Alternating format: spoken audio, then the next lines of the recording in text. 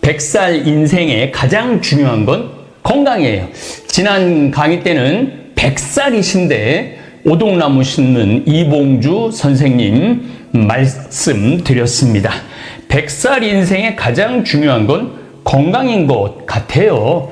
대개 평균 연령이 83세, 84세인데 그냥 돌아가신다 그러면 87세에 많이 돌아가신다 그래요. 근데 요즘 요게 상향이 됐어요. 90세에서 95세에 돌아가시는 분들이 많습니다. 이러나 저러나 100살 인생이 온 거예요. 여러분들 아마 제 나이쯤 되시는 60 언저리에 있는 분들은 100살까지 거의 살 겁니다. 저는 목표가 87살입니다. 왜? 우리 아버지가 87세에 돌아가셨어요. 또 우리 김창린 신부님도 87세에 돌아가셨어요. 그때까지 만약에 살 수 있다면 최고죠, 최고. 2025년을 살아가는 사람은 참 다양한 문화를 체험하고 살아갑니다. 세상은 빛의 속도로 빠르게 발달, 변화하고 있습니다. 제가 미국에 전화를 자주 거는데 미국 전화를 걸면은 벨이 울리면은 2초, 3초면은 전화를 받아요. 그러니까 미국하고 연결되는데 1분도 안 걸려요. 2초, 3초밖에 안 걸려요. 그러니까 빛의 속도로 우리는 지금 살고 있는 거죠. 지난 1000년의 발전 속도는 100년의 속도와 맞먹고 지난 100년의 속도는 지난 10년의 속도하고 맞먹습니다. 지난 10년의 속도는 지난 1년의 속도와 맞먹습니다. 그러니까 어떻게 보면 지금 1년 사시는 분들은 1000년을 사는 분일 수도 있어요. 1년을. 그거를 제가 말씀드리겠습니다. 제 올 한 해 스케줄을 보면은 지난 1월에 샌버나디노 제4생태마을 우리 이용훈 교구장 주교님 방문이 있어갖고 시설 관리도 좀 해야 되고 해서 다녀왔습니다. 제가 1000년 전에 미국이라는 나라 1000년 전에 태어났다면 미국이라는 나라도 몰랐죠. 1000년 전에 태어났으면요. 우리도 그렇고 중국도 그렇고 다 그래요. 지금 중국 그렇죠. 농민공들은 이동을 못하게 했죠. 조선시대도 마찬가지였어요. 이동을 못하게 했어요. 이동을. 그러니까 자기 마을을 떠나는 경우는 극히 드물었어요. 북한은 지금도 이동을 못하게 합니다. 북한은. 그래서 철저하게 폐쇄된 나라이죠. 그런데 제가 미국 갔다 오는데 비행기 타면 갈 때는 10시간 반 걸립니다. 10시간 반밖에 안 걸려요. 미국 가는데. 마젤란이 1580년 사람이에요. 1621년에 세상을 떠나죠. 41살 삽니다.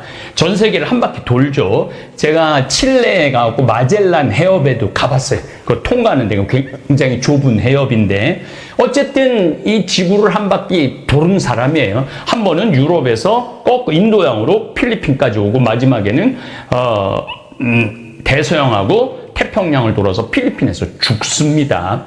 10년의 세월이 걸렸어요. 그리고 한 번 떠날 때 배를 5척을 끌고 가야 돼. 배 안에 또 뭐를 싣고 가야 돼요? 양, 젖, 닭, 돼지 다 살아있는 거를 싣고 가서 배 안에서 잡아 먹는 거예요. 배 안에서. 달걀도 배 안에서 먹고 이렇게 10년이라는 세월을 걸쳐서 다녀왔습니다.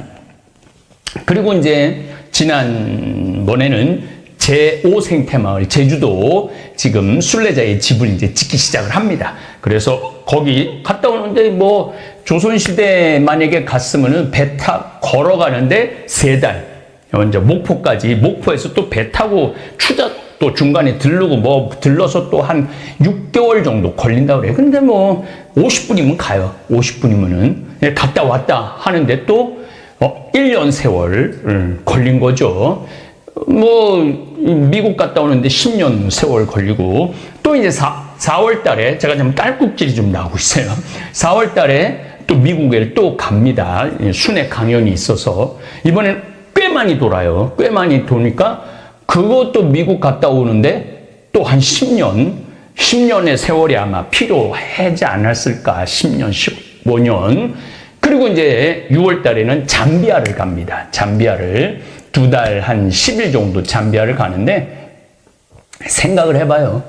또 옛날에 잠비아는 알지도 못했고 잠비아 가려고 그러면 또 배도 준비해야 되고 한번 거기 갔다 오면 알아갖고 3년, 4년은 누워 있어야 된다고 그래요. 보통 1492년 대항해 시대가 열리면서부터는 한번 갔다 오면 되게 죽었고 근데 지금 잠비아를 벌써 13번, 14번째 왔다 갔다 하고 있습니다. 지금.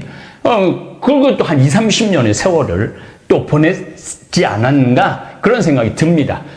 또 잠비아 갔다 와서 독일하고 폴란드하고 헝가리하고 슬로베니아를 다녀옵니다. 그것도 유럽이니까 만만한 거리가 아니죠. 유럽이니까 만만한. 그것도 한 10여 년 이상 왔다 갔다 했어야 될 거예요. 물론 국내에서도 많은 일들을 하죠. 진짜 제가 일 많이 하는 것 같아요. 생각해도 그래도 일을 많이 해도 저녁에 이렇게 잠자리 들으려고 그러면은 내가 왜 그걸 못했지? 그거를 원고를 책을 더 봤어야 되는데 이런 생각이 들어요. 또 이제 연말에 미국에서 저를 후원하는 분들이 많아요. 그래서 미국에 또 강의가 또 있어요.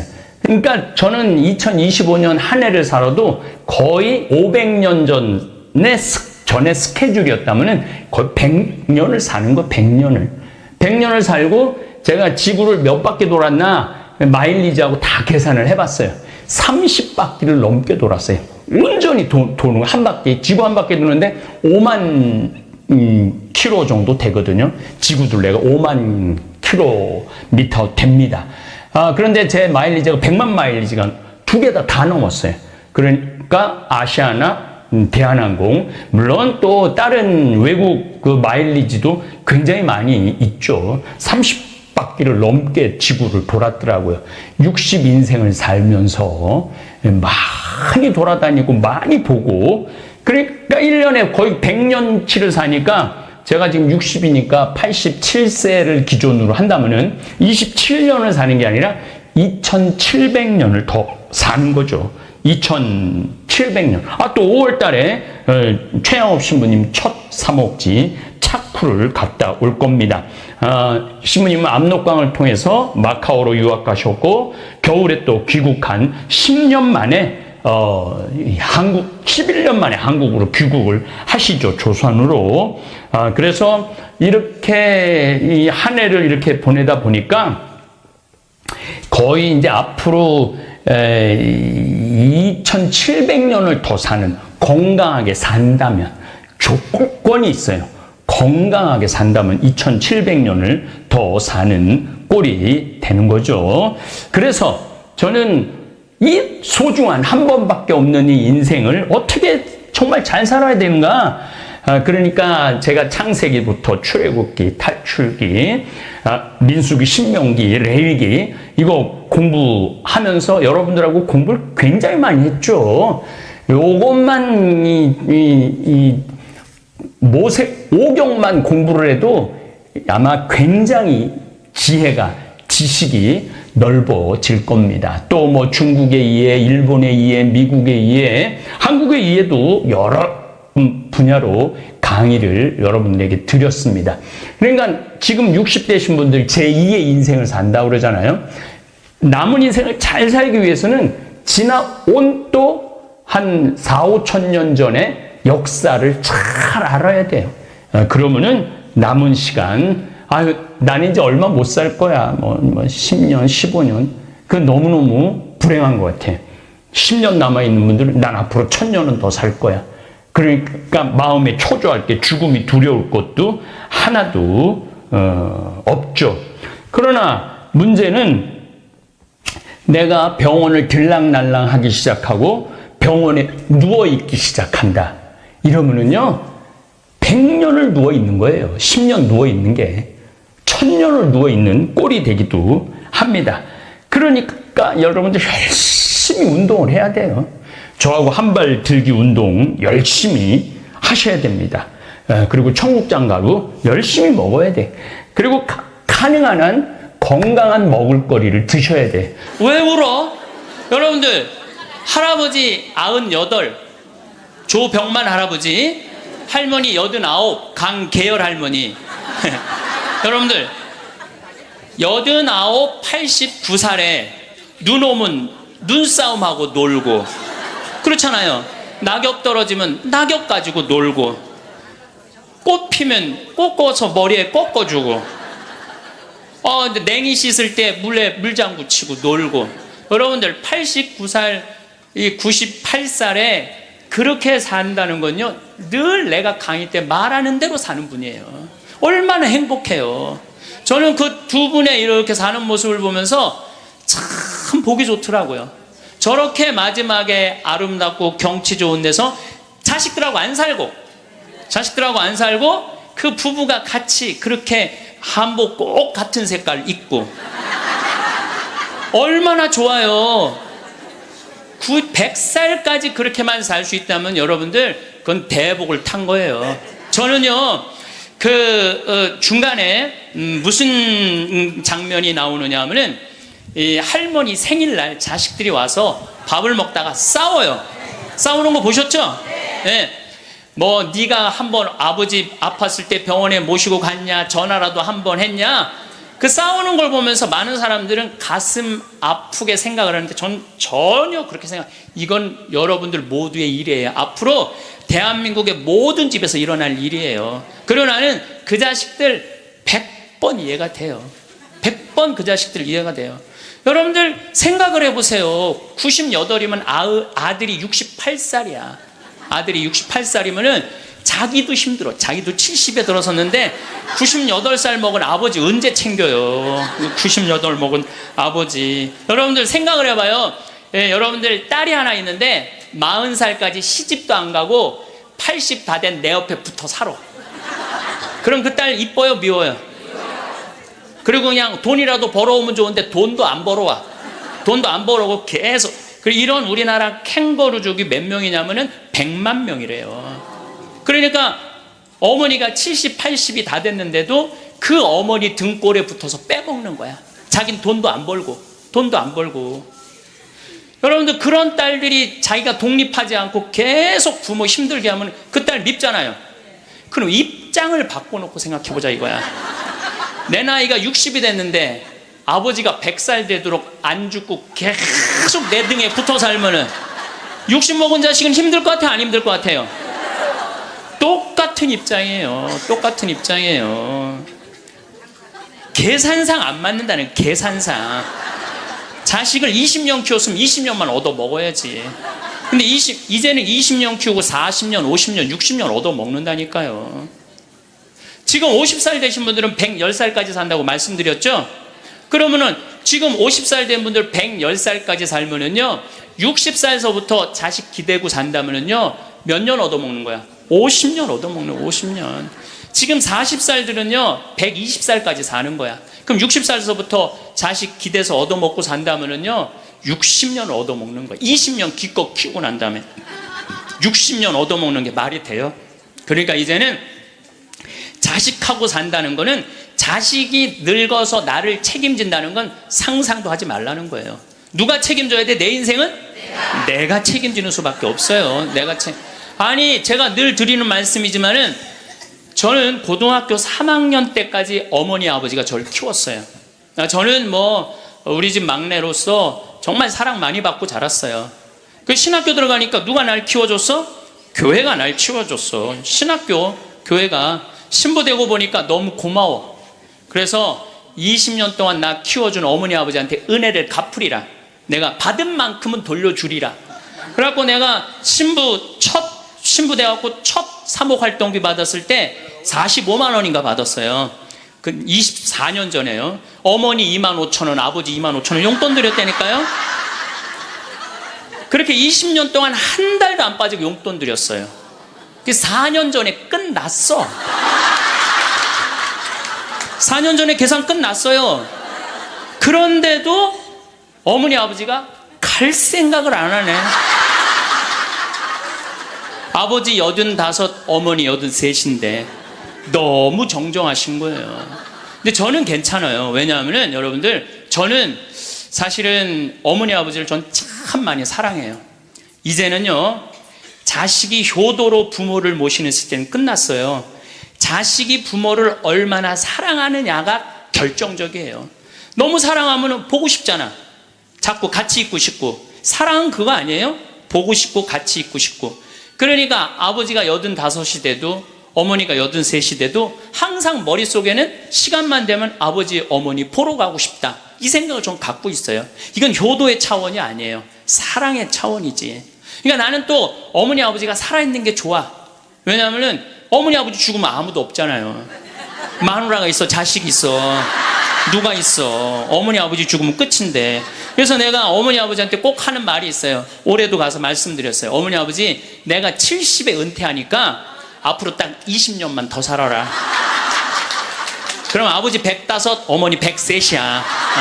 그러니까 딱 20년만 더 살고, 그땐 내가 안 붙잡겠다. 그땐 죽어도 된다. 저는 상관없는데 여러분들은 상관이 있어요. 왜 상관이 있느냐 하면은 70살 된 여러분들, 50, 60살 된 여러분들은 지금 나도 힘들지만 자식 결혼시켜줘야지, 또 뭐 책임져야 될 게 얼마나 많아. 그런데 늙은 어머니 아버지, 90, 100살 된 어머니 아버지까지 살아있다면은 이건 너무 힘든 거예요. 너무너무 힘든 거예요. 그러니까 인생이 즐거운 게 아니라 인생이 온통 짐이야, 짐. 그러니까 온통 짐이 되기 싫으면은요, 여러분들, 짐이 되기 싫으면요, 내 인생은 이제 내가 책임지는 거예요. 내 인생은. 그리고 여기 80 넘으신 분들 가운데 자식이 전화 안 한다고 섭섭해하지 말아요. 자식이 전화 안 한다고. 당연히 잊어먹을 때도 돼요. 그 나이 되면은. 그 나이 되면 잊어먹을 때도 돼요. 어머니 아버지가 있는지 없는지도 모르는데 무슨 전화야, 전화는. 응.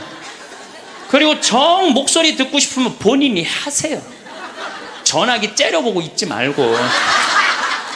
1번 누르면 큰아들, 2번 누르면 작은아들 나오는데 그걸 못하고 이놈의 새끼들이 손가락이 없어, 발가락이 없어, 왜 전화를 안 해? 자기가 하면 되지. 그래서 늙어서는 뭐를 버려야 되냐면 거지 근성을 버려야 돼요. 누가 나한테 해주겠지, 날 찾아와 주겠지, 이런 생각 절대 하지 말라는 거예요. 이제 여러분들 내 인생을 내가 책임지는 방법은 딱 한 가지밖에 없어요. 자식 학원 끊는 거예요. 자식 학원 끊고 대학 다닌 자식 있으면 휴학시키고, 그리고 결혼은 네가 벌어서 가라고 그러는 거예요. 이 대한민국 이 세 가지가 안 되잖아요.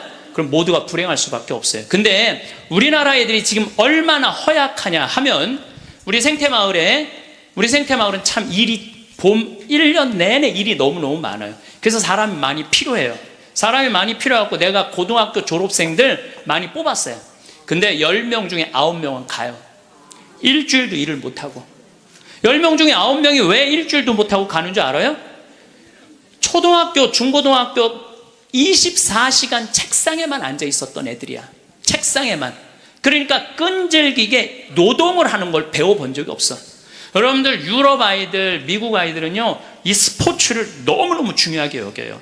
그래서 토요일 날, 일요일만 되면은 엄마 아빠들이 애들 운동하는 거 계속 지켜봐요. 그래서 내가 이번에도 미국 쪽에 이 워싱턴 쪽에 강의를 갔는데 그러더라고요. 여기 우리 사회는요, 운동을 못하면 사람 대접을 못 받는다는 거예요.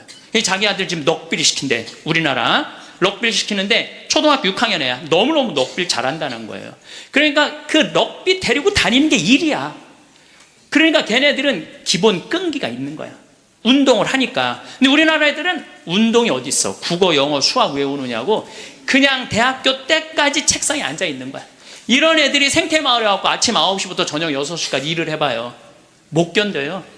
뭐 하루 만에 가는 놈, 이틀 만에 가는 놈, 일주일 만에 가는 놈. 제가 그 돌아가는 아이들을 보면서 이거 큰일 났구나. 대한민국 이거 큰일 났구나. 전부 머리 쓰는 일만, 그것만 일이라고 생각하고 노동을 귀하게 여기지. 여러분들, 노동을 귀하게 여기지 않으면요, 그 사회는요 끝나는 수밖에 없어요. 로마가 왜 망했어요? 자기 나라 지키는 용병 다 용병 갖다 써갖고 망한 거예요. 우리나라도 지금 외국인 노동자들 엄청나게 들어오잖아요. 그러니까 중소기업에 가보면 전부 사람이 없다고 난리야. 그런데 국가에 보면은 지금 애들 캥거루족이 100만 명에 취직 못하는 애들 200~300만 명이 넘게 집에서 그냥 노는 거야. 아무 일도 안 하고 엄마 돈 빼먹는 거죠. 엄마 아빠 등골 빼먹는 거예요. 그거는 엄마 아빠의 등골만 빼먹는 게 아니라 80, 90까지 살 엄마 아빠 등골까지 다 빼먹는 거예요. 이게 여러분들 보통 심각한 문제가 아니에요. 대한민국 지금 심각해요. 자식들한테 돈 다 뺏긴 노인들, 쓸 돈이 없어서 집 안에만 그냥 박혀 있는 거예요. 공원에 나가 이렇게 장기 바둑 두는데 기웃거리다가 집에 들어오는 할머니들 참 많아요. 결국 사는 맛 하나 없이 사는 노인들이 극단적으로 자살이라는 걸 선택할 수밖에 없어요. 여러분들, 우리 이 가톨릭 안에 자살은 구원받을 수 없다고 그러잖아요. 마지막을 자살로 삶을 마감하면 어떻게 해요? 우리나라가 10만 명당 평균 자살 숫자가 31명이에요. 근데 참 재미난 통계가 있어요. 60대는 10만 명당 51명으로 늘어요. 그러니까 나이를 먹을수록 더 많이 자살하는 거죠. 70대는 몇 명으로 늘어나냐면 79명으로 늘어나요. 70대는 79명. 80대는 몇 명으로 늘어나냐면 127명으로 늘어나요. 80대는. 그러니까 80대가 돈 없지, 자식 안 찾아오지, 병 들었지, 결국은 우울증 걸려서 선택하는 거는 자살밖에 없다는 거예요. 왜 삶을 그렇게 마감하냐 이거예요. 근데 이게 다 여러분들 욕심 때문에 그래요. 욕심 때문에 애들을 망치는 거예요. 여러분들 지금 이 초등학교 학생들이 오늘 굉장히 많이 왔는데 이거 굉장히 막 아주 이거 획기적인 일이 지금 벌어졌어요 지금. 이 초등학생들이 쟤네들이요 선행학습을 학원에 가서 한 번 하고 집에서 숙제하고 그리고 학교 가면은요 선생님이 가르친 게 재미가 하나도 없대요. 세 번째 공부하니까. 세 번째 그러니까 선생님이 존경스럽지가 않은 거야. 그래서 쟤네들이 학교 다니는 게 재미가 하나도 없는 거예요. 여러분들, 학교 다니는 게 재미가 없는 애들이 나중에 어떻게 될 것 같아요? 컴퓨터 게임에 빠지는 거예요. 근데 그게 선행학습이 누구 때문에 벌어지는 거냐? 대한민국의 부모들 때문에 그래요. 내만 1등 시키고 싶은 이 욕심, 이게 대한민국을 병들게 하고 아이들을 병들게 하고, 그것만에 거기에 학원비 들어가는 건 내 노년의 이 연금을 다 쏟아붓는 거야. 그래서 마지막에는 자살을 선택할 수밖에 없어요. 대한민국이 건강해지려면요, 제가 농담으로 하는 얘기가 아니에요. 학원 끊고 대학 휴학시키고 지금 저기 집에서 노는 놈들 전부 공장에 취직시켜갖고 일시켜야 돼요. 그래야지 대한민국이 건강하게 살아가요. 여러분들도 살 끼고 자식들도 살 길이 그거예요. 여기 어느 외로운 노인의 글이 하나 있는데 참 모든 인생이 다 들어있어서 제가 여러분들한테 한번 읽어드릴게요. 3년 전 마누라가 세상을 떠난 뒤 나는 외로움을 견디다 못해 함께 살자는 아들의 청을 받아들였다. 여러분들, 지금 할머니 할아버지들 집에서 할머니 할아버지들 보면 많이 싸우죠. 많이 싸우죠. 그게 얼마나 큰 행복인지 몰라요. 싸우는 것도 행복이에요. 싸울 남편도 없잖아요. 그럼요, 그거 얼마나 외로운데요. 외로울 수밖에 없어요. 나는 내가 강의 때 핸드폰 울려도 한 번도 신경질을 부린 적이 없어. 내가 나는 아늑하고 편안한 아들네 집에서 학교 간 손자들과 직장에 나간 아들과 며느리가 돌아오는 저녁 때를 기다렸다. 그러니까 자식 집에 들어가서 살아도요, 혼자인 거예요. 혼자인 거예요. 아이들이 있어 집안 분위기가 활기찰 것이라고 기대했지만 손자 녀석들은 학교에서 돌아오자마자 늘 숙제하느라고 바빴다. 공부하느냐고 할머니 할아버지랑 놀아줄 시간 없다는 얘기예요.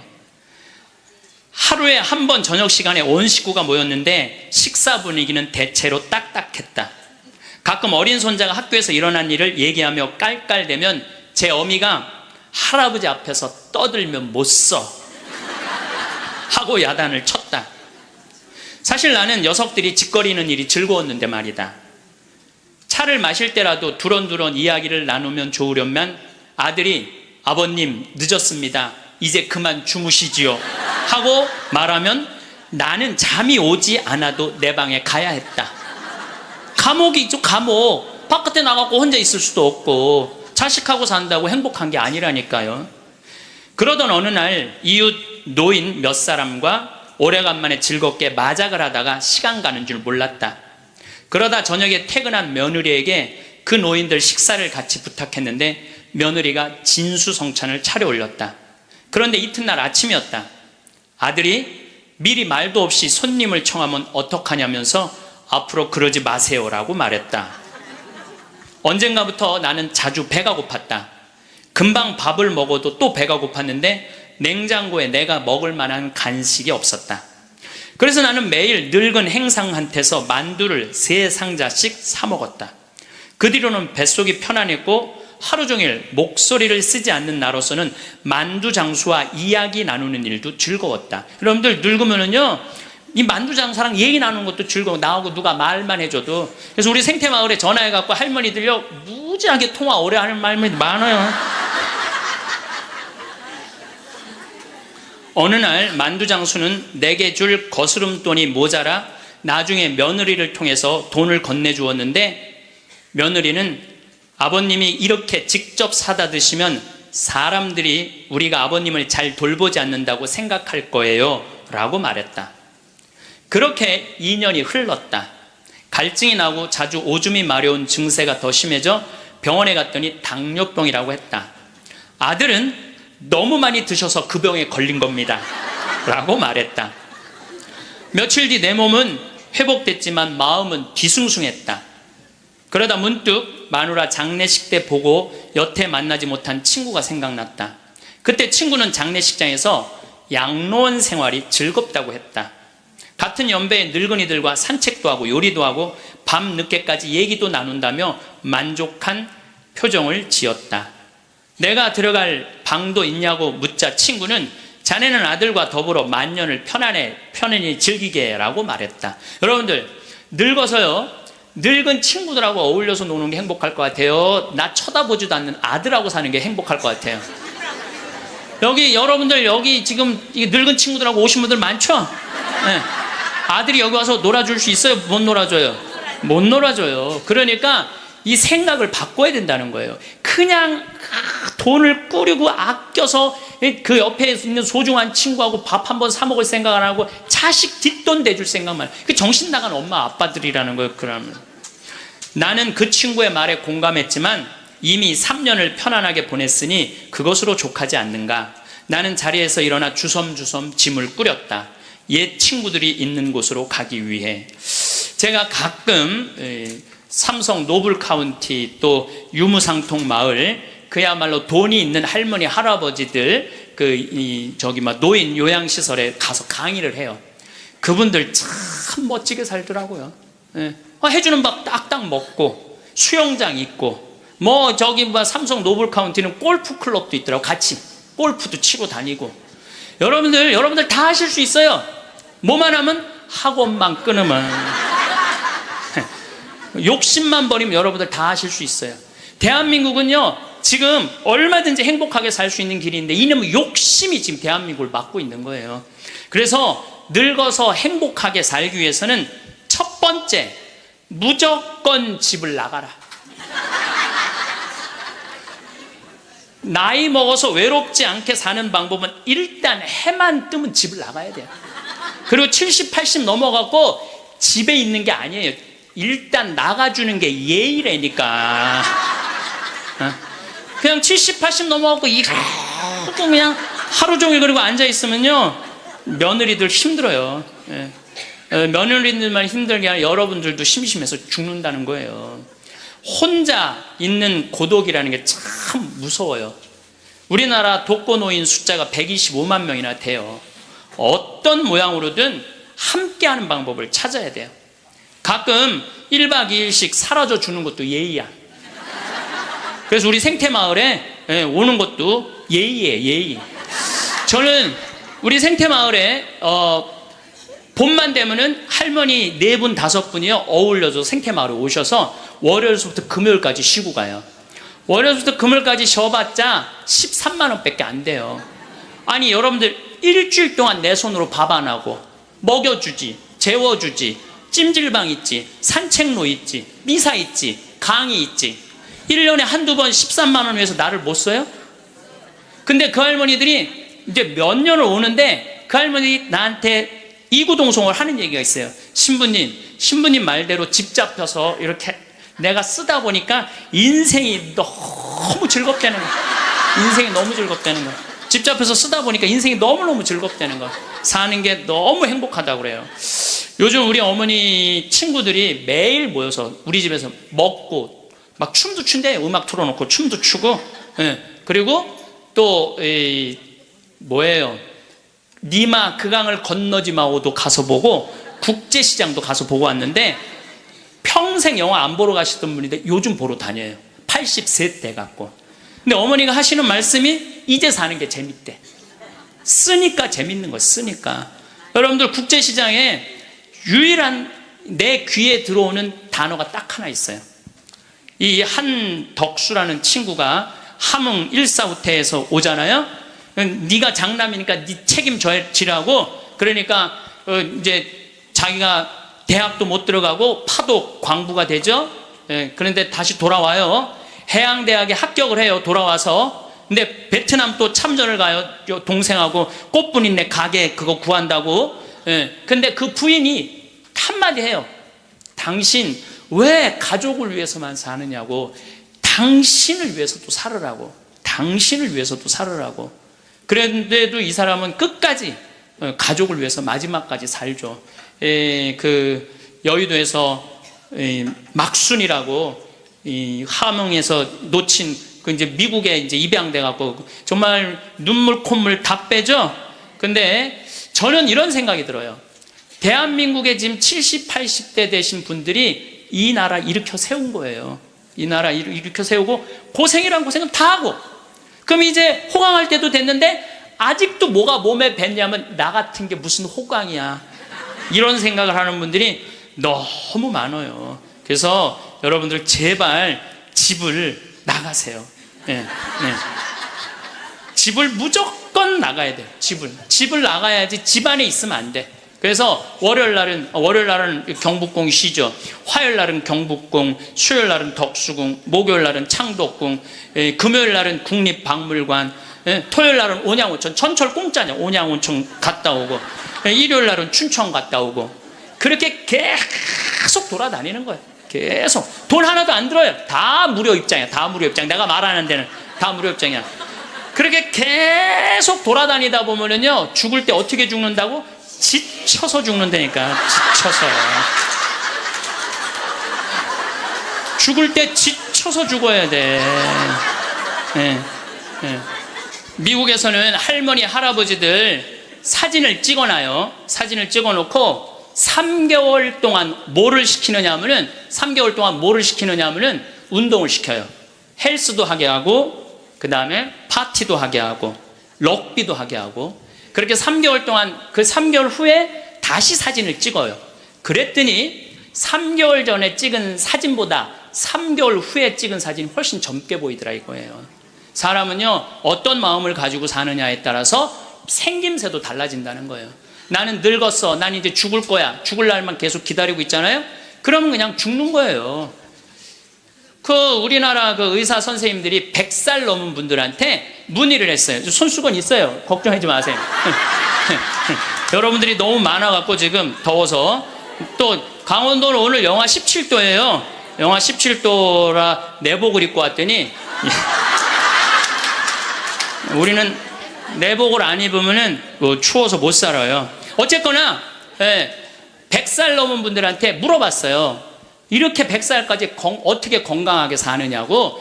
근데 100살 넘은 모든 분이 똑같이 뭐라고 얘기냐면 해만 뜨면 집을 나간다는 거예요. 여러분들 오늘 해만 뜨면 여기 나오니까 좋아요, 안 좋아요? 좋아요. 좋잖아.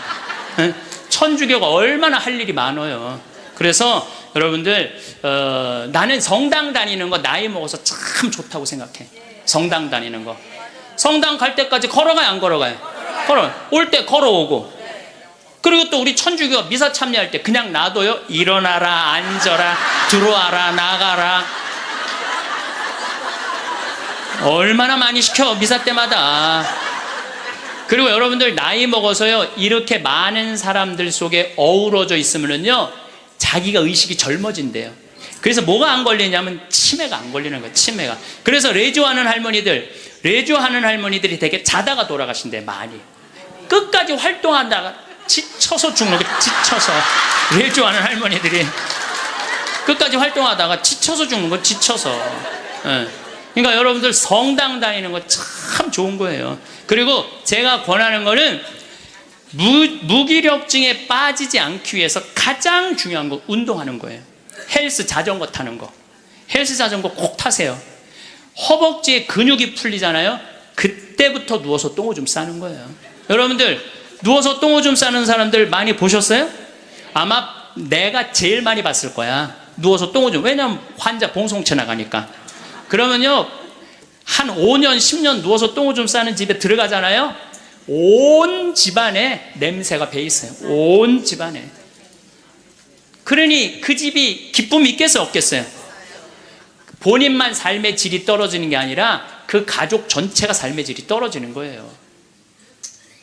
또 내가 또 가정방문 간다고 또 청소해놓고 향수는 뿌려갖고 이게 향수하고 섞여갖고 무슨 냄새인지 구분이 안 돼.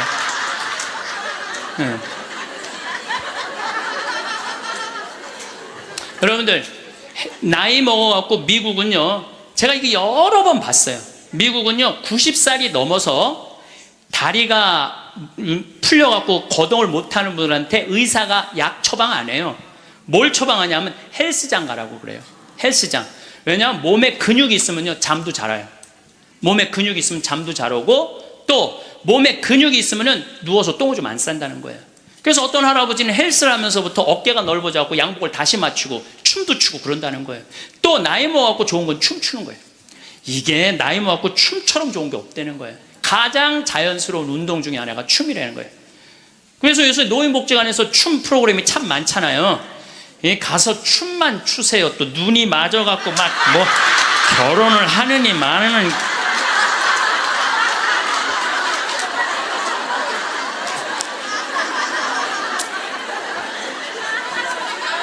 돈 쓰는 거 아깝다고 72%의 돈 쓰는 거 아깝다고 72%의 할머니 할아버지들이 아무것도 안 해서 집에만 있는다는 거야. 우리나라에 지금 72%의 할머니 할아버지들이 돈 쓰는 거 무섭고 아깝다고 아무것도 안 하고 집에서 있는다는 거예요. 그런데 이 중에 45%는 극빈자예요.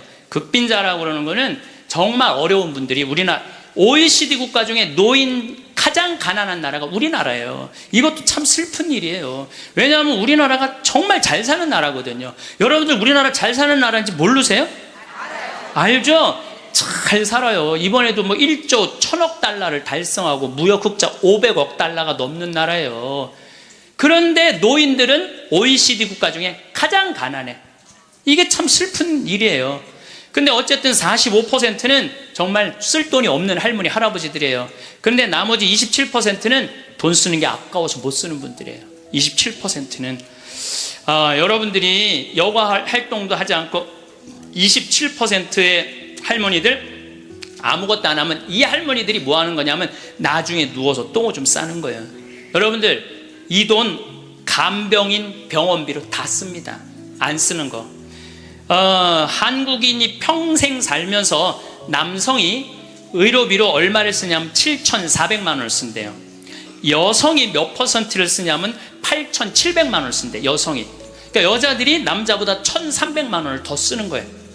그런데 왜 더 쓰느냐 하면은 오래 살아서 더 쓰는 거야. 똑똑하시네. 오래 살아서 더 쓰는 거예요. 그런데 4,300만 원, 65세 이상이 8,700만 원 중에 4,300만 원을 65세 이상 쓴다는 거예요. 그러니까 늙어서 병원비를 다 쓰는 거야. 늙어서 병원비를 다 쓰는 거야. 이 돈, 내가 보기엔 이 돈 4,300만 원 가지고 수영장 다니고 헬스장 다니고 놀러 다니는 대로 쓰고, 그런 분들 돌아가실 때 그냥 지쳐서 죽는 거예요. 그런 분들이. 제 생각에는 여러분들 운동 헬스장 요즘 7만 원 내지 8만 원 해요. 그럼 그 헬스장만 다녀도요 50년 다닐 수 있어요. 50년. 병원비 다른 거 말고 여러분들이 쓰는 병원비를 가지고만 해도 50년 헬스장 다닐 수 있어요. 자, 이제 헬스장 얘기를 좀 할게요. 제가 왜 헬스장을 굉장히 중요하게 여기느냐 하면은 나이를 먹어서는요 근력 운동을 해야 돼요. 40살이 넘어서부터 몸에서 1%씩 근육이 빠져나가요. 1%씩 근육이 빠져나가면은 80살 되면 거의 다 빠져나가는 거예요. 그럼 뭐만 남아? 뼈만 남는 거예요. 뼈만 나오면 그 다음 뭐 하는 거야? 눕는 거예요. 그래서 그 근육을 보충해 주려면 고기도 일주일에 한 번은 먹어야 되고, 또 헬스장. 자, 신부님 저 돈이 하나도 없어요. 신부님은 맨날 돈 있는 사람 얘기만 해요. 여러분들 우리 평창은요, 평창 종합운동장에 건강증진센터가 있는데, 헬스장이 있는데 무료예요. 무료. 이게 우리 평창만 무료가 아니라 여러분들 주위에 무료 헬스장 널려 있어요. 널려 있어요. 그러면은 아침에 나가갖고 헬스장 가면은요, 젊은 사람도 구경할 수 있고, 내 몸에 맞게만 하면은요, 1시간, 2시간 얼마든지 시간 보낼 수 있어요. 그 옆에 목욕탕 딸려 있으면 목욕탕. 그리고 저녁에 집에 들어오면은요, 자지 말라고 그래도 쓰러져서 자요. 네, 자지 말라고 그래도 쓰러져서 자요. 근데 문제는 뭐냐면은, 할머니들 중에 이런 분들이, 신부님 나이를 먹으니까 잠이 안 와. 잠이 안 와. 이런 분들은 왜 잠이 안 오냐면, 하루 종일 소파에 앉아갖고, 여러분들 누워서 똥오줌 싸는 아버지를 모시면서 어떤 분이 일기를 썼어요. 극히 일부만 제가 옮겨놓을게요. 이 참 내용이 참 가슴이 참 짠해요. 이 더 기가 막힌 내용도 있는데, 내가 이 방송이라 정말로 정말 우리들이 들을 만한 객관적인 내용만 쓴 거예요. 어제는 불효를 했다. 기저귀 찬 채로 거실로 나가려는 아버지와 어머니의 실랑이가 벌어지고, 급기야는 누워서 발길질하는 아버지의 폭력으로부터 어머니가 먼저 돌아가실 지경에 이르렀다. 여러분들 마지막에 똥오줌 싸고 이런 분들, 치매에 걸린 분들은요, 막 뱀이 막 기어간대요. 천장에 뱀이 기어가고 천장이 막 무너지는 것 같고 극도의 공포에 사로잡힌대요. 그러니까 이 치매 걸리는 게 진짜 똥오줌 싸는 것보다 더 무서운 게 뭐예요? 치매 걸리는 거예요. 근데 진짜 무서운 건 치매에 걸려갖고 똥오줌 싸는 거예요. 네, 치매에 걸려갖고. 그리고 집 나가갖고 치매 걸리는 부모님 잃어버리면은 자식들이 또 얼마나 애가 타요. 그리고 막 집기 다 망가뜨려 놓고. 참 이런 못할 짓을, 이게 이유가 딱 한 가지라니까요. 안 죽어서 생기는 일이에요. 안 죽어서. 자, 여기 그러니까 이 할아버지가 이제 할머니를 막 때렸나 봐요. 밤이면 더욱 기승을 부리는 망령. 이미 아버지의 영혼의 절반은 잡기에게 농락당하는 처지에 이른 것이니 이 집안을 어찌할꼬. 부처님께 3배 후, 불교 신자예요. 부처님께 3배 후 죽비를 들어 아버지 양쪽 발바닥을 호되게 내리쳤다. 여러분들 늙으면 자식이 부모 때린다는 얘기 많이 들었죠? 때릴 수밖에 없대요. 때릴 수밖에 없대요. 때려야지 컨트롤이 되니까. 하늘은 어찌 나를 이토록 침통하게 만드는 것일까? 아버지가 돌아가셨다. 염을 할 때 무릎 꿇고 용서를 빌었다. 잘못했습니다. 용서해 주세요. 용서해 주세요. 수도 없이 눈물로 용서를 빌었다. 그러니까 제 생각에는 자식들한테 이런 고통 주기 싫으면은 자기 인생은 누가 책임지는 거야? 자기가 책임져야 돼. 나이 들어 자식에게 의존하는 마음 자체를 없애야 돼요. 끝까지 내 힘으로 화장실 가고 돌아다닐 수 있을 때까지 돌아다니라는 거예요. 저는 지난 가을에 우리 어머니 아버지가 우리 생태마을에 오래간만에 오셨어요. 근데 아버지가 주치를 참 잘 캐요. 아버지 산삼도 잘 캐지만 주치, 3대 명약이 있다고 그러잖아요. 산삼, 주치, 동충하초. 근데 우리 아버지는 산삼도 캐서 나 먹이고 동충하초도 주치도 캐서 먹여요. 그러니까 우리 아버지가 가을 내내 산에 다니면서 주치를 캤어요. 인터넷 가서 찾아보세요. 네. 그게 우리 보통 서민들이 먹는 산삼만큼 좋은 약이라고 그래요. 그러니까 빨간 건데 어쨌든 그거를 아버지가 가을 84살 드신 아버지가 아침만 해만 뜨면 산에 올라가셨어요. 근데 저는 말리지 않았어요. 왜 말리지 않았느냐 하면은 그게 아버지의 기쁨이고, 그 걱정은 되죠. 84살에 산에 들어가고 길을 잃어버리거나 낙상을 하거나 그럼 걱정은 돼요. 그래도 나는 아버지 그냥 산에 가시게 했어요. 왜냐하면 아까 그 외로운 노인의 얘기처럼 아버지 방에 들어가서 쉬시라고, 가만히 있으라고, 그게 노인한테 못할 짓인 거예요. 그래서 산에 가고 얼마나 신나게 주치를 캐오고 더덕도, 이게 산에 이제 주치를 캐갖고 오면은 그게 자랑스러우신 거야. 그래갖고 큰 걸 캐오시면 내 손을 꼭 잡고 당신 방에 데리고 들어가세요. 큰 거 보여주려고. 이게 신부님 이게 한 50년 된 거라고. 그럼 나는 다른 거 하나, 이야, 우리 아버지 최고다. 우리 아버지 최고다. 역시 우리 아버지가 최고로 멋있는 분이다. 그 아버지 너무너무 신나게 가을 내내 산에 다니면서 주치를 캐셨어요. 어머니는 또 그거 다려갖고 내가 강의 이제 지난 대림절에 하루도 안 쉬고 강의 다니잖아요. 그럼 밤 12시까지 기다리고 있는 거예요. 그거 먹인다고. 그걸 먹인다고. 아버지는 산에 가서 참 죽을 둥 살둥 주치캐로 다니고, 어머니는 또 밤 12시까지 그걸 다려놓고 아들 강의 끝나면 먹이려고. 근데 저는 한편으로는 늙은 분들을 너무 고생시키는 거 아닌가 이런 생각이 드는 반면, 아니다, 저러다가 차라리 지쳐서 돌아가시는 게 낫다. 그래서 내가 어머니 아버지한테 올 봄에는 아까 명동에 와서 그 신발을 이렇게 신발 가게 보면서 내년엔 봄에는, 올 봄에는 신발을 좀 더 가벼운 걸 사드려야 되겠다. 산에 더 다니시게. 내가 살고 있는 집 이름이 성 필립보 생태마을이에요. 근데 이 필립보 생태마을은 내가 신학생 때부터 본당 신부님을 모시고 보좌 신부 때도 모셨던 김창림 필립보 신부님이 저서 저한테 주신 거예요, 선물로. 그러니까 그 아름다운 장소에 너무 아름답게 저서 주셨잖아요. 근데 그래서 신부님 본명이 필립보예요. 그래서 필립보, 성 필립보 생태마을이에요. 근데 이분이 2012년 5월 17일 저녁 8시 17분에 내 품에서 돌아가셨어요. 87세의 나이로. 근데 내가 이분의 돌아가심을 보면서 참 죽음에 대해서 많이 묵상을 했어요. 이 얘기는 내가 다음 시간에 하도록 하고, 지금은 마침 기도로 이혜인 수녀님 기도를 바치겠습니다.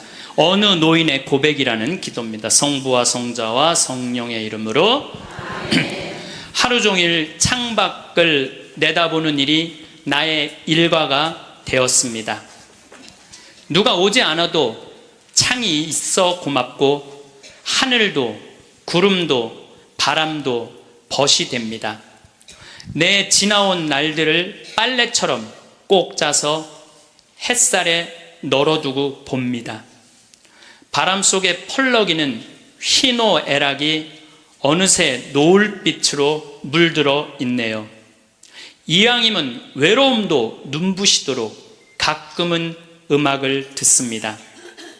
이 세상을 떠나기 전 내가 용서할 일도 용서받을 일도 참 많지만 너무 조바심하거나 걱정하진 않기로 합니다.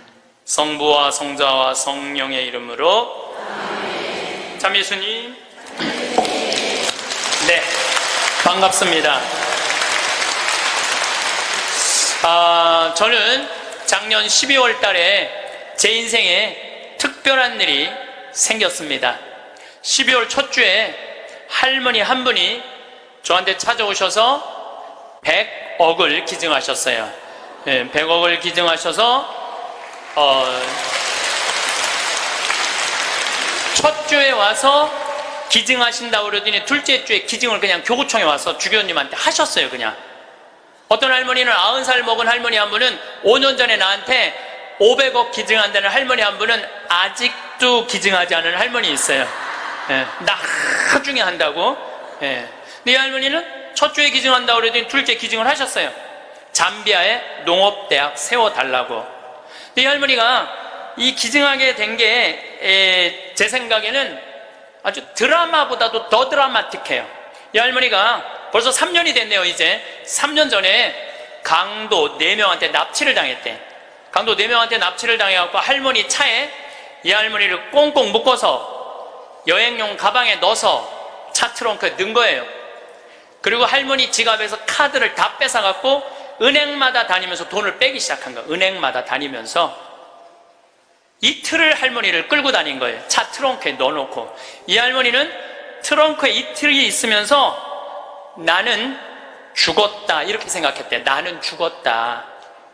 근데 이 강도들한테는 뭐가 가장 궁금하냐면 이틀을 끌고 다니니까 경찰들이 나를 지금 쫓고 있는지 아니면 집에서 신고를 했는지 그게 너무너무 궁금하잖아요. 그 라디오를 틀었는데 이 할머니 차인데 AM도 고장나고 FM도 고장난 거예요. 유일하게 뭐만 고장나지 않았느냐면은 CD 플레이어만 고장이 안 난 거예요. 근데 그 CD를 딱 틀었는데 뭐가 들어있었냐면 내 강의 화가 나십니까가 들어있었던 거예요. 그 딱 들었는데 내 강의를 딱 듣는 순간 이 강도들이 계속 듣더래요. 이틀을 반복해서 듣더래요. 내 강의는 나도 졸릴 때 내가 듣거든요. 운전하면서. 너무 신기한 게 내가 한 강의인데도 내가 듣는데 내가 막 웃겨. 웃겨. 여러분들처럼 내가 막 웃어요. 그러니까 그 강도들도 계속 웃더래요. 근데 이제 이틀이 지나고 나서 트렁크 속으로 들리더래요. 죽이자, 죽이지 말자. 계속 이 소리가 들리더래요. 이 할머니 그 소리 들을 때마다 얼마나 기가 막혔어요. 죽이자, 죽이지 말자 이러는데. 그런데 막 언쟁을 끝내고 난 다음에 두목이 트렁크에 있는 할머니를 꺼내더니 할머니, 우리가 이 CD를 듣다 보니까 할머니 죽일 생각이 없어졌다. 할머니 풀어줄 테니까 신고만 하지 말라고. 그래서 할머니가 풀려난 거예요.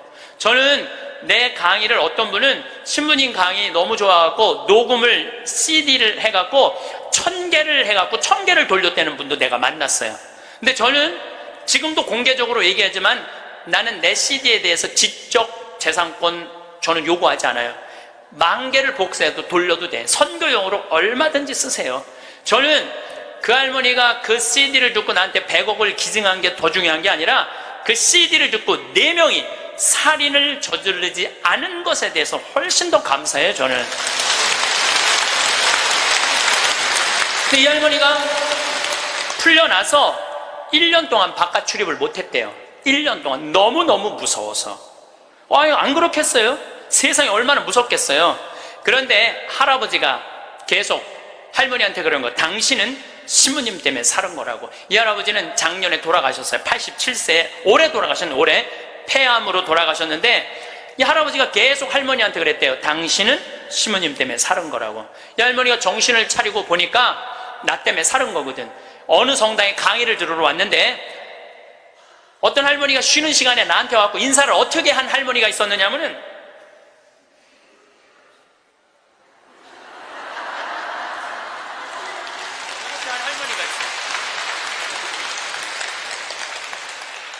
이렇게 인사를 한 할머니가 있어요.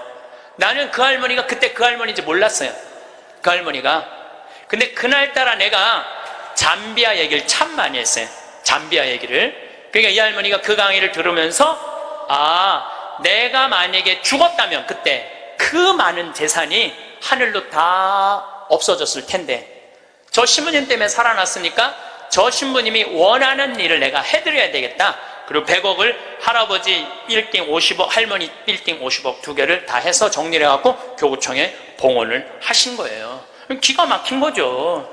세상에 그런 일이 어딨어요. 남들은 나한테 돈벼락 안 떨어지나 그러면 로또 한 번 맞는데 20억이랬는데 나는 5번이나 맞은 사람 로또를.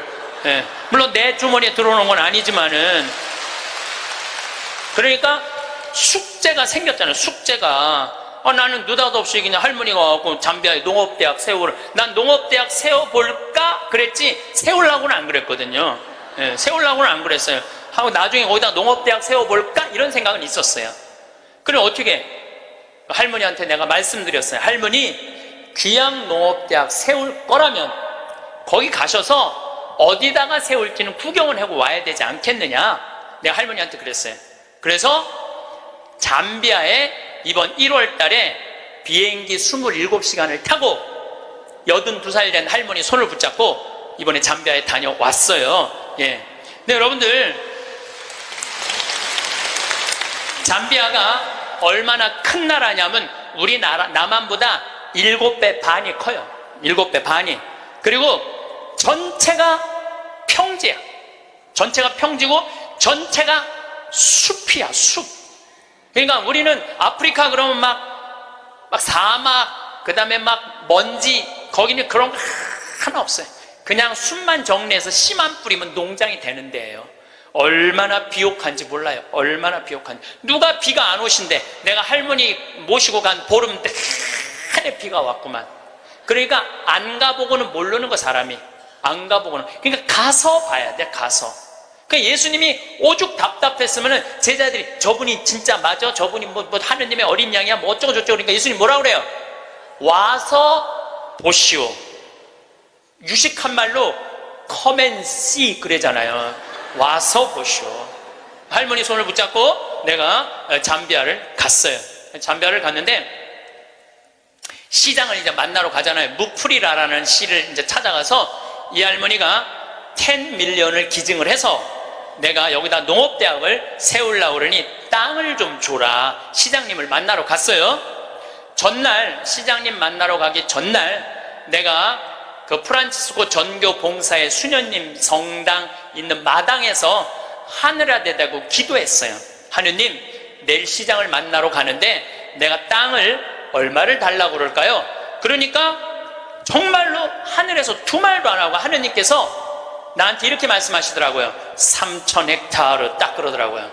네, 3,000헥타르 알겠습니다. 그래갖고 내가 시장이 땅이 얼마가 필요하냐고 그러길래 내가 영어로 얘기해서 I need 3,000 헥타르 딱 그랬어요. 근데 시장이 눈이 이만한 거예요. 그렇게 큰 땅이 필요하냐는 거예요. 이게 몇 평이냐면은 900만 평이야. 그러니까 여의도가 80만 평인데 여의도 11배만한 땅이에요. 나도 그렇게 큰 줄 몰랐죠. 3,000헥타르가 그렇게 큰 줄. 나도 진짜 몰랐어요. 근데 진짜 하늘에서 3,000헥타르 딱 그러길래 내가 부른 거지. 나도 3,000헥타르. 그렇게 큰 땅은 상상도 못했어요. 근데 더 놀라운 건 시장님이 이렇게 말씀하시더라고요. 그렇게 큰 땅이 필요하냐고. 그런데 미안하지만은 우리 무프리나 시 전체가 450만 평밖에 안 된다는 거예요. 줄 땅이 없다는 거, 줄 땅이. 그리고 시장 재량으로 줄 수 있는 땅은 300만 평밖에 안 된다는 거예요. 1,000헥타르.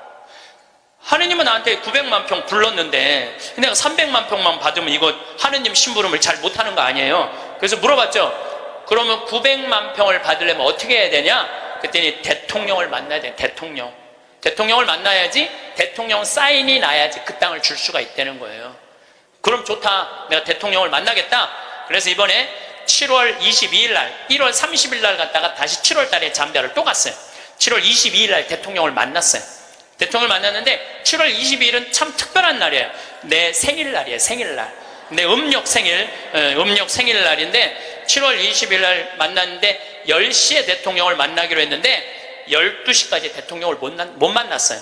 왜냐면 우리 대기시설에서 기다리는데 뭐 유럽의 뭐 프랑스인가 어디 대사가 왔다 가고 그 다음 미국의 무슨 에너지 위원장이라고 국회 사람이 들어왔다 가고 계속 엠바서더 대사들이 대통령 만나러 가는 거예요. 우리는 뭐 땅 얻으러 온 사람들이니까 가만히 대기실에서 계속 기다리고 있었죠. 기다리고 있는데 이번에는 특별한 사람을 만난 거야. 추장을 처음 본 거야. 추장. 여러분들 추장 본 적 없죠? 추장을 처음 봤었는데 태어나서 처음으로. 여러분들 추장님들은요 옷 벗고 안 다녀요. 우리가 잘못 알고 있는 거예요. 추장이 딱 들어오는데 추장이 먼저 안 들어와요. 경호원 2명이 딱 이런 양복 정장한 경호원이 딱 들어오는 거예요. 근데 딱 들어오는데 한눈에 추장인 줄 알겠더라고요. 모자를 탁 쓰고 여자 추장이야. 그것도 여자 추장이 딱 들어오는데 왕이 들고 다니는 홀을 딱 들고 들어오는 거야. 내가 그 대사들이 다 왔다 한 번도 안 일어났어요. 근데 그 추장이 딱 문 열고 들어오는 순간 저절로 일어나지더라고. 저절로. 왜냐하면요 잠비아의 추장 정도면 어느 정도로 권력이 좋으냐면은 보통 추장 한 분이 가지고 있는 땅이 6억 평 정도 돼요.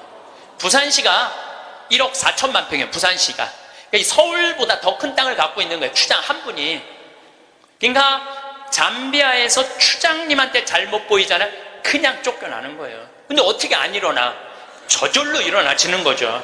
그러더니 나를 보더니 내가 로망칼라 했으니까 내 손을 나를 보더니 딱 웃으면서 땡큐. 수녀님들도 다 땡큐 하고 딱 만나러 가는 거예요. 그것도 대통령 추장님 만나고 나오면서 우리 또 나올 때 또 일어나죠. 추장이 만나고 그냥 가더라고요. 2시간 동안 사실은 추장님 왔다 갔다 하고 뭐 대사관들 왔다 갔다 하는 건 구경만 한 거야. 12시가 됐을 때 경호실에서 영접실로 오라고 그러더라고요. 그래서 영접실에 들어가서 거기서 1시간을 기다려서 1시간을.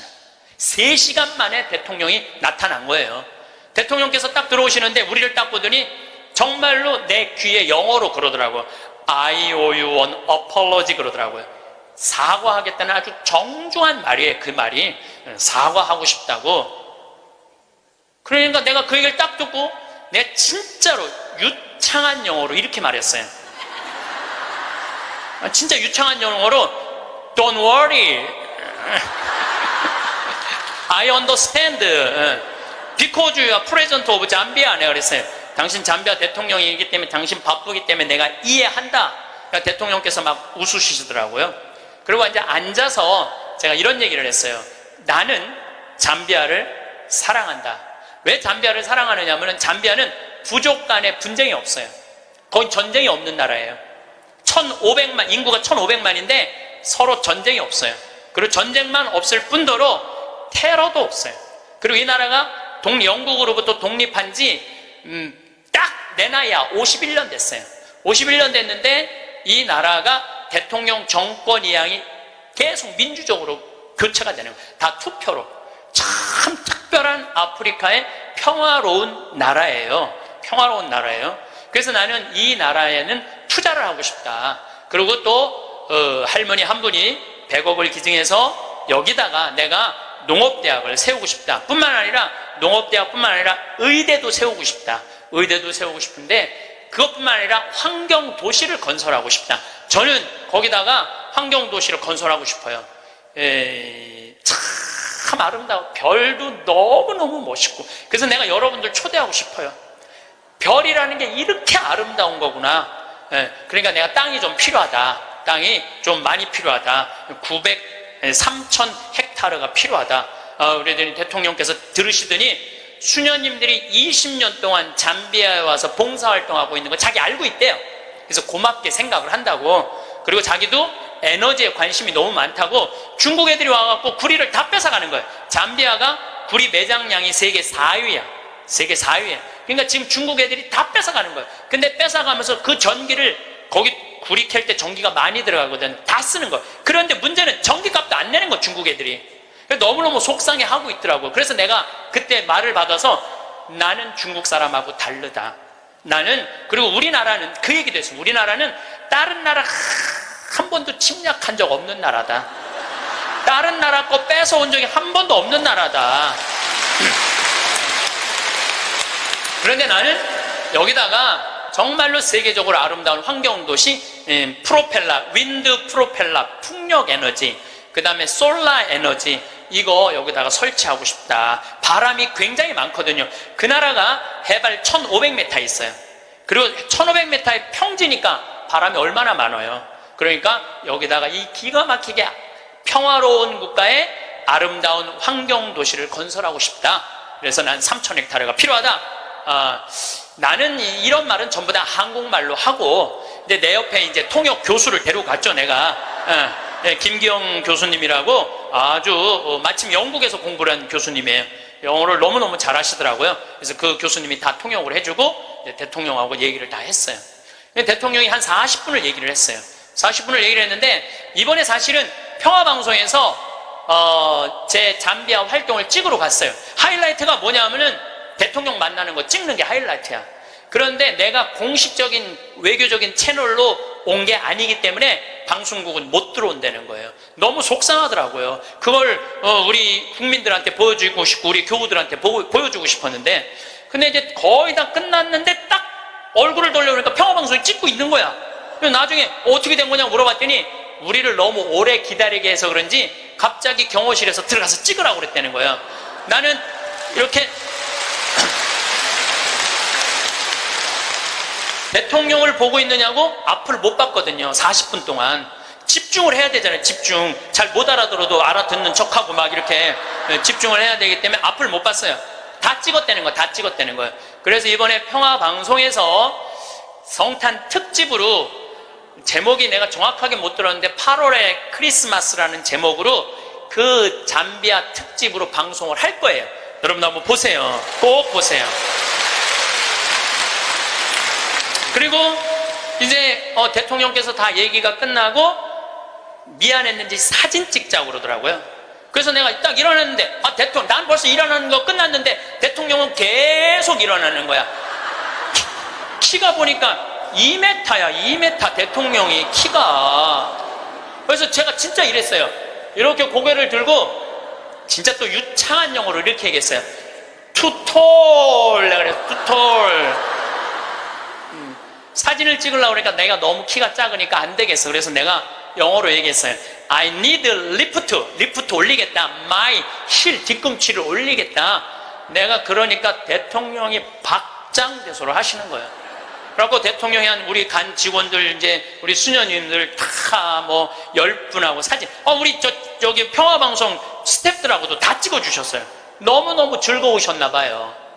그래갖고 이제 근데 이제 그 땅을 받으려면 2년을 기다려야 된대요. 왜냐하면 땅이 크기가 얼마냐, 분당 신도시 2배만 한 거니까. 우리도 신도시 하나 개발하려고 그러면 하루아침에 결정이 안 되잖아요. 그러니까 2년은 기다려야 된다고. 그리고 대통령께서도 강요회의를 통해서 나중에 땅을 드릴 수 있으면 회의로 결정되면 드리겠다고 그렇게 얘기를 했어요. 근데 내가 이제 마지막에 대통령을 정말로 많이 웃겼거든요. 나는 하느님한테 받은 특별한 은사 중에 하나가 누구도 웃길 수 있는 은사를 받았어요. 누구도 웃길 수 있는 은사를 받았어요.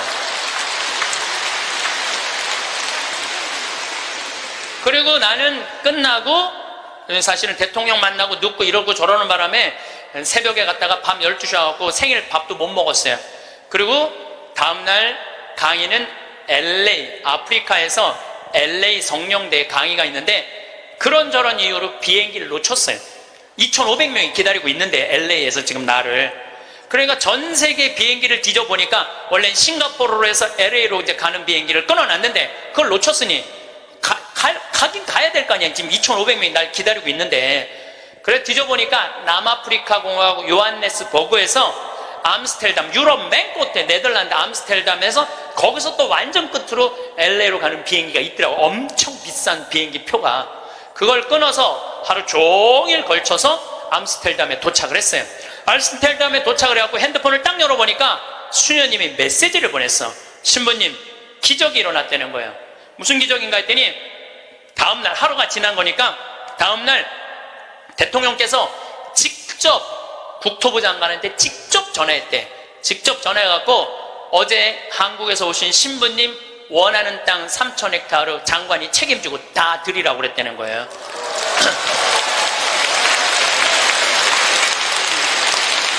그리고 일주일이 이제 성령대에 이제 강의가 다 끝나고 일주일이 지났는데 수녀님이 또 메시지를 보냈어. 신부님, 우리들 지금 국토부 장관 만나러 다시 서울로, 루사카로 간다는 거예요. 거기 서울까지 가는데 10시간 걸리거든요. 루사카로 간다는 거예요. 그럼 점점 일이 빨리 진행이 되는 거죠. 근데 나는 2년 기다려도 돼요. 왜냐하면 나는 지금 110살까지 살 거니까 2년 못 기다려. 난 마음이 느긋했어요, 사실은.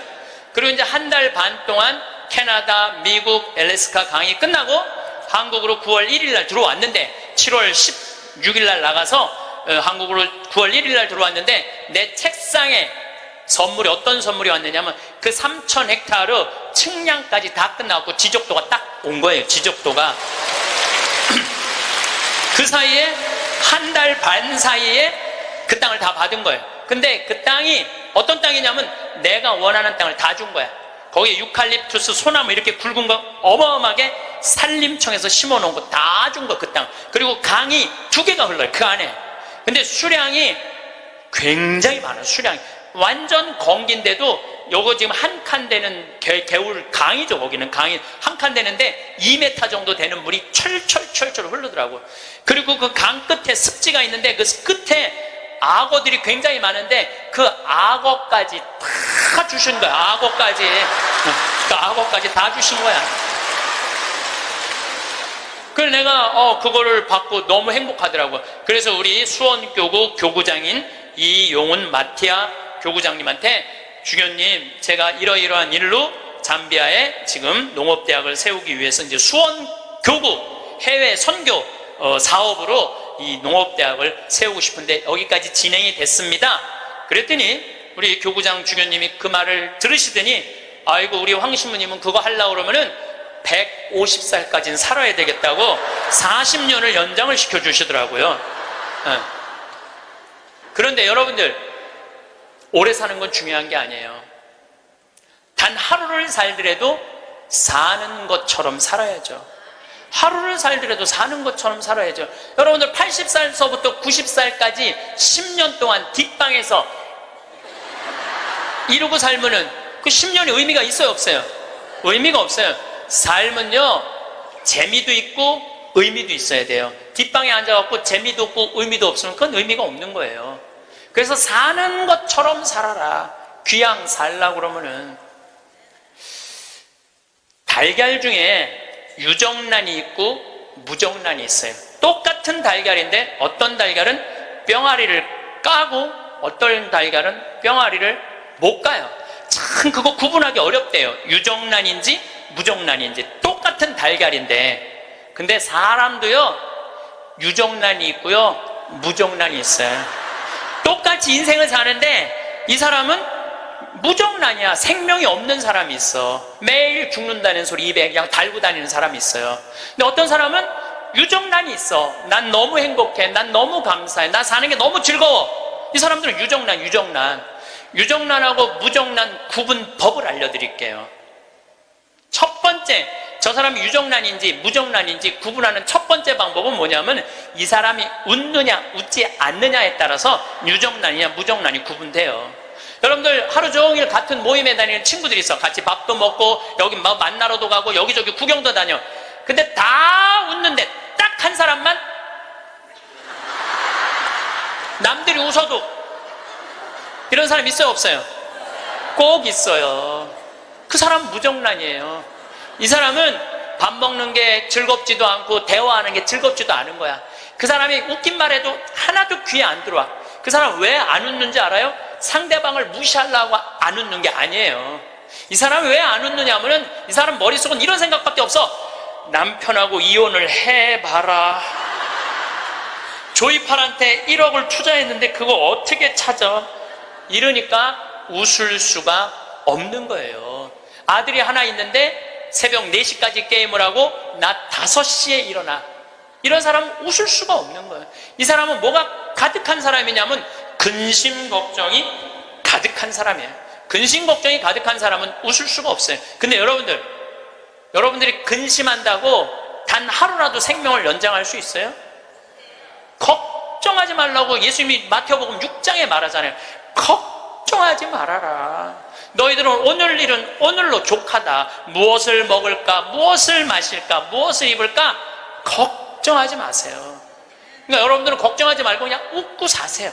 웃음은 기적의 시작입니다. 저는 차쿠아 룽가 대통령께서 마지막에 박수를 치고 웃는 모습을 보고 저분이 나 땅 주겠구나 그런 생각이 들었어요. 왜냐하면요, 웃음은 기적의 시작이에요. 웃음은 기적의 시작. 또 여러분들,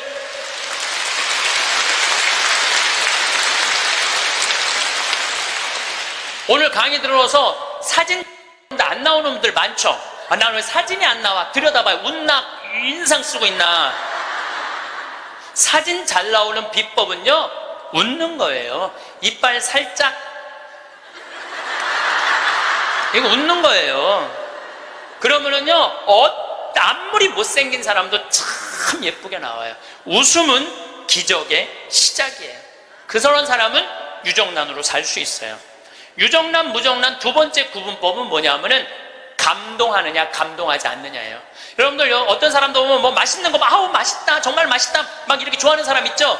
뭐 신난다, 뭐 공연을 봐도 너무 멋있다, 이런 사람 있죠? 그런 사람이랑 같이 다니면 다닐만 해요. 네. 저는 이번에 미국 강의 중에 유타라는 곳을 여행을 했어요. 일주일 동안. 유타는 뭐냐면 여러분들 서부 영화 보면 막 쫙 빨간 돌산이 막 하늘 높이 서 있고 이런 거 있죠? 거기에 브라이어스 캐년, 그랜드 캐년, 델리케트 아치, 이런 캐년랜드, 이런 데가 있는 지역이에요. 미국에서도 가장 인기 있는 관광지예요. 거기를 일주일 동안 여행을 했는데, 나 여행을 인도한 사람이 74살 먹은 마틸다라는 친구예요. 저는 여러 차례 말씀드리지만 나는 87살까지는 친구예요. 87살까지는 친구예요. 근데 74살 먹은 마틸다라는 이 친구인데 4년 전에 내가 미국 강의 갔을 때 요세미티라는 공원을 나를 하루 1박 2일을 데리고 왔는데 내가 너무너무 행복해 하니까 이번에 강의 온다니까 준비를 한 거야. 나 보여주려고 3,000km가 되는 데를 3번을 답사를 한 거예요. 3,000km, 74살 먹은. 근데 이분은 부자가 아니야. 세탁소 하는 분이에요. 근데 정말 내 강의대로 사는 분이야. 돈만 생기면 여행을 가는 거예요. 나중에 안 가고 이분은 생각만 나면 지금 가는 분이야. 지금 얼마나 즐겁게 사는지 몰라. 정말로 모아놓은 거 이런 생각 없어. 그냥 쓰는 거야. 그냥 쓰다 죽자. 스주케 회장이야. 그냥 쓰다 죽자. 그냥 쓰다 죽자. 3,000km를 3번을 답사를 한 거예요. 8명이 같이 여행을 갔는데 이분은 이미 다 구경했기 때문에 더 이상 볼 게 없는 분이에요. 딱 뷰포인트, 제일 경치 좋은 자리 가서 이분은 경치를 안 보고 나를 보더라고요. 과연 내가 감동할 것이냐, 감동하지 않을 것이냐. 근데 저는 5년 전에 내가 위암 걸리고 난 다음부터 저는 매일매일 감동이에요. 이번에도 단풍을 보는데 내가 하느님한테 기도했어요. 하느님, 이 아름다운 단풍을 올해도 볼 수 있게 해주셔서 감사합니다. 올해도 볼 수 있게 해주셔서 감사합니다. 어제는 오래간만에 별이 막 떴어요. 막 별을 보는데 너무 이 아름다운 별을 볼 수 있게 해주셔서 감사합니다. 나는 감동이 삶의 기본인 사람이야. 감동이. 막 감동을 하면 막 너무너무 행복해. 그러니까 내가 그 뷰포인트에 딱 섰을 때 내 반응은 정말 이랬어요. 여기 죽인다. 여기 너무 멋있다. 좋아, 아주 좋아. 제가 맨 입만 열면은 오 마이 갓. 너무 일주일 동안 내가 계속 입에서 감동. 와, 너무 진짜 멋있었고. 이랬을 때 나하고 같이 간 7명은 자기 인생에 가장 행복했던 여행이라고 얘기를 하더라고. 여행은 어디를 가느냐가 중요한 게 아니에요. 누구와 가느냐가 중요한 거예요. 누구와 가는데 감동하는 사람이랑 가느냐, 감동하지 않는 사람이랑 가느냐에 따라서 여행은 기분이 확 잡치기도 하고 너무 멋있기도 해. 꼭 여러분들 이런 사람들 있죠. 꼭 좋은데, 경치 좋은 데라고 생각하고 데리고 갔는데 이렇게 말하는 사람이 있어요. 뭐하러 여기까지 와? 있어요, 없어요? 꼭 있어요. 만약에 내가 그 델리킷 아치에서 이렇게 말했다면 그분은 다리에 힘이 쭉 빠졌을 거예요. 에이, 여기 뭐 우리나라 설악산 울산바위만 못하네. 이러면은요, 상대방 무릎 꺾는 것보다도 더 나쁜 일을 하고 있는 거예요. 사람은요, 감동을 할 줄 알아야지 이 사람이 멋있는 사람이에요. 그게 유정란이야. 유정란. 여러분들, 아내가 아유 아파, 아유 허리 아파, 아유 힘들어 죽겠어. 그럼 남편이 아이고 또 아프다고 그러네. 이거 아픈 사람 한둘이야. 좀 제발 좀 끙끙 소리 좀 하지 마. 그럼 정말로 신경질이 나요. 아이고 아파, 아이고 어떻게 해줄까, 얼마나 애 낳느냐고 힘들어갖고 이렇게 아프고, 정말 내가 죽일 놈이지, 살림 안 하냐고 힘들고 얼마나 아플까. 이거는요 위로가 돼요. 아프다, 나도 옛날에 다 아파봤어. 이런 사람 완전히 고춧가루 뿌리는 사람이에요. 유정란, 무정란은요, 감동하느냐 감동하지 않느냐에 따라서 결정이 되는 거. 또 유정란, 무정란은 감사하느냐 감사하지 않느냐에 따라서 유정란, 무정란은 결정적으로 구분 지어져요. 남편이 김치찌개 딱 먹고, 여보, 이렇게 맛있는 김치찌개 먹을 수 있는 건 대한민국에서 나 하나밖에 없을 거야. 당신 어쩜 이렇게 김치찌개를 맛있게 끓여? 이거는 김치찌개가 아니야. 이건 예술 작품이야. 당신 혹시 여기다가 약 탔어? 이러면은요, 아내는요, 음식하는 게요, 예술 작품을 만드는 기분으로 만들 수 있어요. 근데 남편이 딱 김치찌개 먹고, 야, 30년 동안 끓이는 김치찌개 이것밖에 못 끓이냐? 김 있어? 김 재놓은 거? 콩, 간장, 콩 갖고 와, 콩. 이러면은요, 아내는 그 김치찌개에다가 독 타고 싶어, 독. 제가 이번에 애리조나에 갔는데 꼭 애리조나에 한 할아버지가 나 식사 대접을 하고 싶다는 거예요. 근데 어느 정도로 부자냐면 애리조나에서 최고로 돈을 많이 버는 분이래요. 애리조나 백인하고도 절대 뒤지지 않는 부자래요. 집이 4,000평 있어요. 집이 4,000평. 수영장도 있고 하여튼 들어가 보니까 대골 같더라고요. 그래갖고 꼭 만나고 싶다 그러니까, 그것도 안내하는 분들이 꼭 가자고 그러니까, 본당 신부님이 가자고 그러니까, 본당 신부님이 해제하는 대로 해야죠. 갔는데, 주인이 딱 나왔는데, 앞치마를 딱 두르고 나온 거야, 할아버지가. 나는 어마어마하게 부자라 그래서 럭셔리하게 하고 나올 줄 알았더니, 앞치마를 딱 두르고 나온 거예요. 그래서, 아니, 이렇게 부자라는데, 이 앞치마가 어울리지 않는다 그랬더니, 이분이 나한테 그러는 거야. 안토니오라는 분인데, 이분이 나한테, 신부님 날 이렇게 만들었다는 거예요. 무슨 소리냐? 자기는 평생 살면서 컵을 여기서 여기도 옮겨본 적이 없대요. 부인을 종부리 부르대요. 예, 자아 실현 좀 해드릴게요. 부인을 종부리 부렸대요. 근데 미국은 먼 거리를 다니기 때문에 CD를 많이 듣고 다녀요. 그래서 내 CD를 누가 고서 준 거예요. 근데 그 CD 안에 무슨 내용이 들어있느냐면은, 남자들 30년 동안 밥을 얻어 먹었으면, 양심이 있으면 설거지는 좀 해라.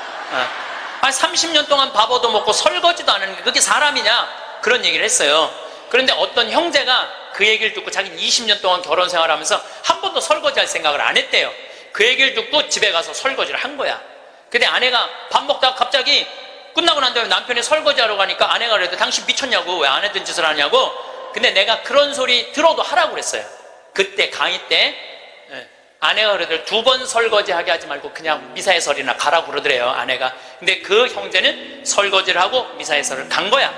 그랬는데 미사해설 하기 전에 아내가 메시지를 보냈어. 여보, 나는 당신이 한 설거지를 다시 하고 있어. 하지만 나는 20년 결혼 생활 하는 동안 오늘처럼 행복한 적은 없어. 당신이 내 일을 덜어주기 위해서 설거지를 한 그 자체로 난 너무너무 행복해. 그 메시지를 저한테 보냈어요, 형제님이. 신부님 너무 감사하다고. 그 얘기를 들으니까 그 돈 많은 회장님이 컵을 여기서도 여기 옮기지 않았던 분이 굉장히 마음이 처음으로 충격을 받았대요. 아내인데 종처럼 부린 자기가 너무 미안하더래. 그래서 그날 설거지를 했대요. 아내가 남편이 미쳤는 줄 알았대. 근데 아내가 설거지를 끝냈는데 너무너무 행복해 하더래요. 아내가 너무 행복한 모습을 보니까 청소기를 잡게 되더래요. 청소기를. 그래서 자기 부부는 3년 전부터 그 형제님이 저한테 참 인상적인 얘기를 했어요. 신부님, 내가 호텔도 가지고 있고 백화점도 갖고 있고 땅도 40만 평이나 있고 정말로 미국의 1%만 사는 집에서 살고 있는데 그게 하나도 행복에 도움이 안 되더라는 거예요. 진정으로 행복한 건 내 안에 웃음 속에서 내 행복이 들어있더라는 거예요. 내 안에 웃음 속에 내 행복이 들어있더라는 거예요. 자기는 이제 이렇게 행복할 수가 없다는 거예요. 사람이요, 감사하기 시작하면 행복하게. 그런 사람들은 유정란으로 사는 거예요. 유정란으로. 그래서 저는 유정란으로 여러분들이 살길 바라요. 근데 진짜 유정란은 뭐냐? 나눌 줄 아는 사람이에요. 나눌 줄 아는 사람. 제가 3년 전에 이제 잠비아 활동 가면서 혼자 가기 멋쩍잖아요. 그래서 이제 세례준 치과 의사한테, 야, 나하고 같이 이 잠비아 치과가 하나도 없대더라. 가서 봉사활동 하자. 며칠 가야 되냐? 우리 한 10일 가야 된다 그랬더니, 신부님, 우리 10일이면 좀 부담스럽다고. 차라리 한 2천만 원을 봉헌하면 안 되겠냐고. 그러길래 내가 이렇게 얘기했어요. 너 2천만 원도 봉헌하고 너도 가야 돼. 그래서 호주에 있는 우리 요한 바오로 치과 의사, 계속 나한테 봉사하고 싶다 그러는 의사랑 인천에 있는 세실리아 의사 셋이 갔어요. 거기는 의사가 없으니까요, 어떻게 오느냐면 하루 전날부터 트럭을 타고 오는 거예요. 20명씩. 그래서 썩으니 막 아프니 막 이걸 하루 종일 치료를 해주면서 밤에 말씀 나누기라는데, 그 의사들이 이런 얘기를 하더라고요. 신부님, 저는 치과 의사 하면서 별로 기뻤던 적이 없다는 거예요. 그런데 이번에 이 봉사활동을 하면서 내가 의술 배운 걸 잘했다는 보람을 처음으로 느낀다는 거예요. 그러니까 나누면서 자기 능력에 대한 보람을 느끼는 거예요. 그러니까 작년에 얼마나 자랑을 했는지, 작년에는 6명이 따라갔어요. 6명이. 근데 그 6명 중에 정말로 열심한 의사 선생님이 있어요. 나는 사실은 열심한 사람을 좋아하지 않아요. 막 묵주기도 갑자기 50단 하자고 그러고 막 무릎 꿇고 십자가를 하지 이런 사람들 좋아하지 않아요. 근데 하루에 100단씩 한대 그 의사 선생님은. 그리고 막 치과에 가보니까 이건 병원인지 성당인지 구분이 안 돼. 성모님, 예수님, 온 치과에 다 있어. 근데 그 의사 선생님이 에이즈 환자 이를 빼다가 그 피 묻은 그 핀셋으로 자기 손가락을 찔러버린 거야. 저녁에 말씀 나누기 했는데 파김치가 돼 있고 약 먹고 이러니까 파김치가 돼 있잖아요. 너무너무 미안하더라고요. 그래서 내년에는 그냥 오지 말고 그냥 한 해 휴가 가고 건너뛰자. 그랬더니 세례도 안 받은 그 호성이라는 천주교 신자도 아니야. 김호성이라는 치과 의사가 나를 똑바로 쳐다보는 이렇게 얘기하더라고요. 신부님은 내년에 오지 마세요. 우리끼리 올 테니까.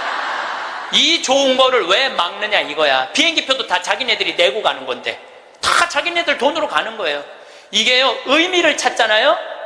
그럼 삶은요 찬란해지는 거예요. 의미를 찾으면은. 그래갖고 올해는 의사 선생님들이 8명이 갔어. 내년에 데려가 달라는 의사가 4명이야. 4명, 12명. 기적은요 억지로 만들려고 이루어지는 게 아니에요. 그냥 하느님이 이루어 주시는 거예요. 나눌 때 기적이 일어나는 거예요. 그런데 저는 거기다가 이제 농장도 20만 평 이제 꾸며줬어요. 농장도 20만 평 꾸며주고 닭장도 해갖고 1000마리 팔던 거 이제 2000마리씩 다달이 판대요. 그런데 소를 못 키우겠는 거야. 소를. 저 소만 키우면 이제 거긴 다 이제 내 꿈이 다 이루어지는데. 근데 우리 평창 군수님이 대관령 한우협회 11년 동안 조합장 하다가 군수님이 된 거야.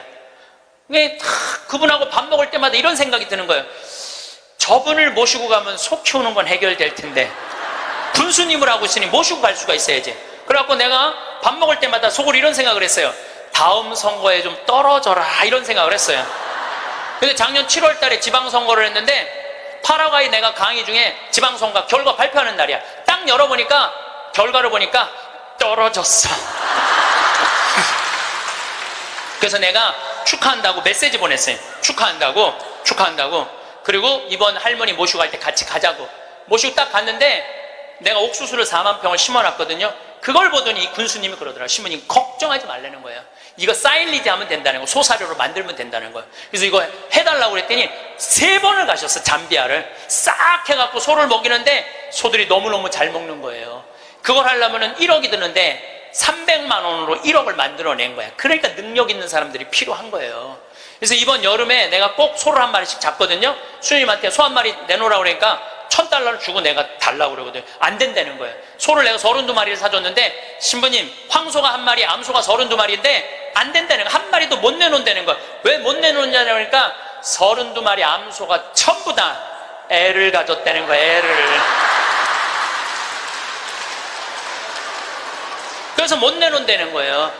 그래서 내년에는 소가 500마리까지 늘릴 수 있다는 거예요. 1000마리까지 키울 수 있는 1000마리까지. 근데 이 군수님이 저한테 이런 얘기해요. 신부님 너무 감사하다는 거예요. 뭐가 감사하냐 그러니까 보통 우리 선거 떨어지면은 아들은 감옥에 가고 부인은 이혼하자고 자기 목맬 생각 한다는 거예요. 그런데 떨어졌을 때 축하한다고 메시지 보낸 건 신부님 하나라는 거예요. 그런데 여기 막상 와서 보니 너무 좋다는 거. 너무너무 자기 인생의 의미가 생긴다는 거. 좀 너무너무 신난다는 거예요. 이번에 또 캐나다에 가니까 다니엘이라는 73살 먹은 할아버지가 회사가 3개나 있어. 설계 회사가. 당신도 참여하고 싶다고 헬스장에 지금 다닌다는 거예요. 자기는 도시 설계팀이 있어서 신부님 거기 세계 최고의 환경도시를 세워줄 수 있다는 거야. 이분이 누구냐면 요한 바오로 2세 교황님이 캐나다에 방문했을 때 제대를 설계하신 분이야. 얼마나 능력 있는 분인지 몰라요. 또 한국에는 김원이라는 건축가가 있어요. 독립기념관 세우신 우리 이제 은퇴하셨는데 여기 해화동에 큰 빌딩 있죠.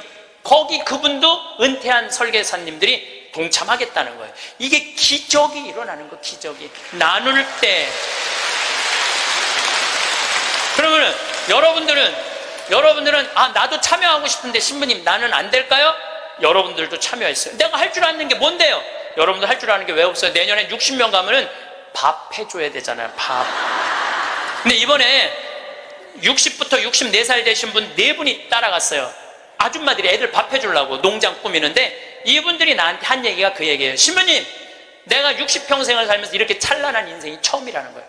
찬란한 인생이. 그래서 여러분들 이제 제발 내 집, 내 자식 그런 이기적인 것에서 벗어나서 정말 유정란의 삶을 살고 싶으면 나누셔야 돼. 이제 이 900만 평의 도시 세우려고 그러면요, 여러분들의 재물만 필요한 게 아니에요. 여러분들의 능력이 필요해. 저는 이번에 잠비아에 가고 너무 가슴 아픈 일이 있었어요. 어떤 일이 있었느냐면은 간호대학을 세우다가 수녀님들이 돈이 없어서 멈춘 거야. 그냥 완전 폐허가 된 거야. 너무 가슴이 아프더라고요. 그런데 내가 가만히 보니까 나는 책이 정말 많이 팔리더라고. 사는 맛, 사는 뭐, 요즘 또 왜 우리는 통하지 않을까, 또 이번에 이제 촌놈 신부 유럽 여행기, 인세가 너무너무 많은 거야. 그래서 내가 수녀님한테 전화했어요. 수녀님, 내가 간호대학 세워주겠다고. 그러니까 내가 인세가 한 2억 정도 있어갖고 그거 다 보내주기로 했어. 그런데도 얼마가 모자라면 3억이 모자라. 그래서 내가 이번에 한 번 더 여러분들의 도움을 청해요. 제가 시간이 없어서 그러는데 작년에 포크레인 산다고 그럴 때 2억만 보내달라고 그러는데 우리나라 국민들이 얼마를 보내줬는지 알아요? 10억을 보내줬어요. 10억을. 너무너무 감사하죠. 이게 내 일이 아니야. 하느님 일이지. 근데 이번에는 간호대학 세우는데 이번엔 3억이 필요해요. 1,000만 원씩 30명만 동참을 해주시면은 거기다가 내가 간호대학을 너무 멋있게 세울 수 있을 것 같아요. 그리고 이번에 동참하는 분들은 내가 데리고 갈게. 간호대학 다 세우면은 정말로 너무너무 아름다운 잠비아 한번 가서 야, 내가 이렇게 의미 있는 일을 지금 하고 있구나. 저는 여러분들 무정란으로 살지 않았으면 좋겠어요. 유정란으로 살았으면 좋겠어요. 마지막 삶과 함께 결론을 좀 말씀드리고 싶어요. 레오나르도 다빈치가 모나리자를 하루아침에 그렸겠어요? 수도 없이 찢었을 거예요. 수도 없이. 그리고 그 멋있는 작품을 남긴 거예요. 여러분들도 인생 살면서 실패하고 잘못하는 거 참 많으시죠? 그렇지만은 여러분들이 끊임없이 완성을 향해서 나가면은 여러분들 마지막에는 레오나르도 다빈치처럼 멋있는 인생의 유정란을 남기고 가실 수 있으실 겁니다. 성공한 사람들을 보면 크게 두 부류로 나뉘는 걸 알 수 있습니다. 하나는 자신이 성공했다고 여기저기 떠벌리고 다니는 사람들, 그리고 또 하나는 조용히 아무 말 없이 자기 삶을 사는 사람들입니다. 우리는 흔히 성공을 하면 자연스럽게 자랑하고 싶어질 거라고 생각하죠. 좋은 차를 사고 비싼 시계를 차고 SNS에 멋진 사진을 올리고 싶을 겁니다. 왜냐하면 그렇게 하면 남들이 나를 더 인정해 줄 거라고 믿으니까요. 하지만 현실은 그렇지 않습니다. 오히려 진짜 성공한 사람들은 그렇게 행동하지 않습니다. 왜냐하면 보여줄 필요가 없기 때문입니다. 돈이 많다고 높은 자리에 있다고 유명하다고 해서 굳이 그걸 드러낼 필요는 없습니다. 그걸 아는 사람들은 이미 알고 있고 모르는 사람들은 알 필요가 없죠. 그런데도 굳이나 성공했다고 떠드는 사람들이 있습니다. 그런 사람들은 왜 그럴까요? 간단합니다. 그 사람들은 사실 그렇게까지 성공한 게 아니기 때문입니다. 우리는 종종 SNS에서 성공한 사람들을 봅니다. 해외여행을 가고 고급 레스토랑에서 밥을 먹고 멋진 차를 타고 다니는 모습?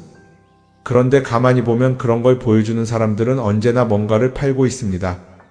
강의를 팔든 자기 브랜드를 홍보하든 아니면 단순히 자기 자존감을 유지하려고 하든 간에 결국 목적이 있는 거죠. 진짜 부자들은 그렇게 하지 않습니다. 오히려 조용히 아무도 모르게 자기 일을 합니다.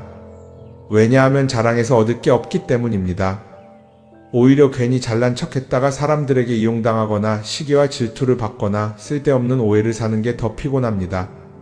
이건 단순한 돈 이야기가 아닙니다. 사회적인 성공을 이룬 사람들도 마찬가지입니다.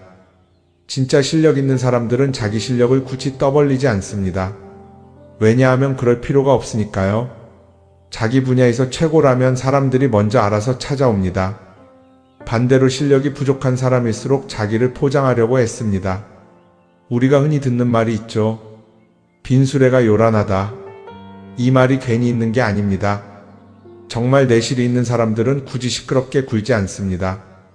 반대로 겉만 번지르르한 사람들은 자기가 얼마나 대단한지 떠들고 다닙니다. 이걸 좀 더 현실적인 예로 들어볼까요? 동창회에 나가면 꼭 이런 사람이 있습니다. 옛날에는 별거 아니었는데 갑자기 잘 됐다고 나타나서 자기가 얼마나 성공했는지 자랑하는 사람.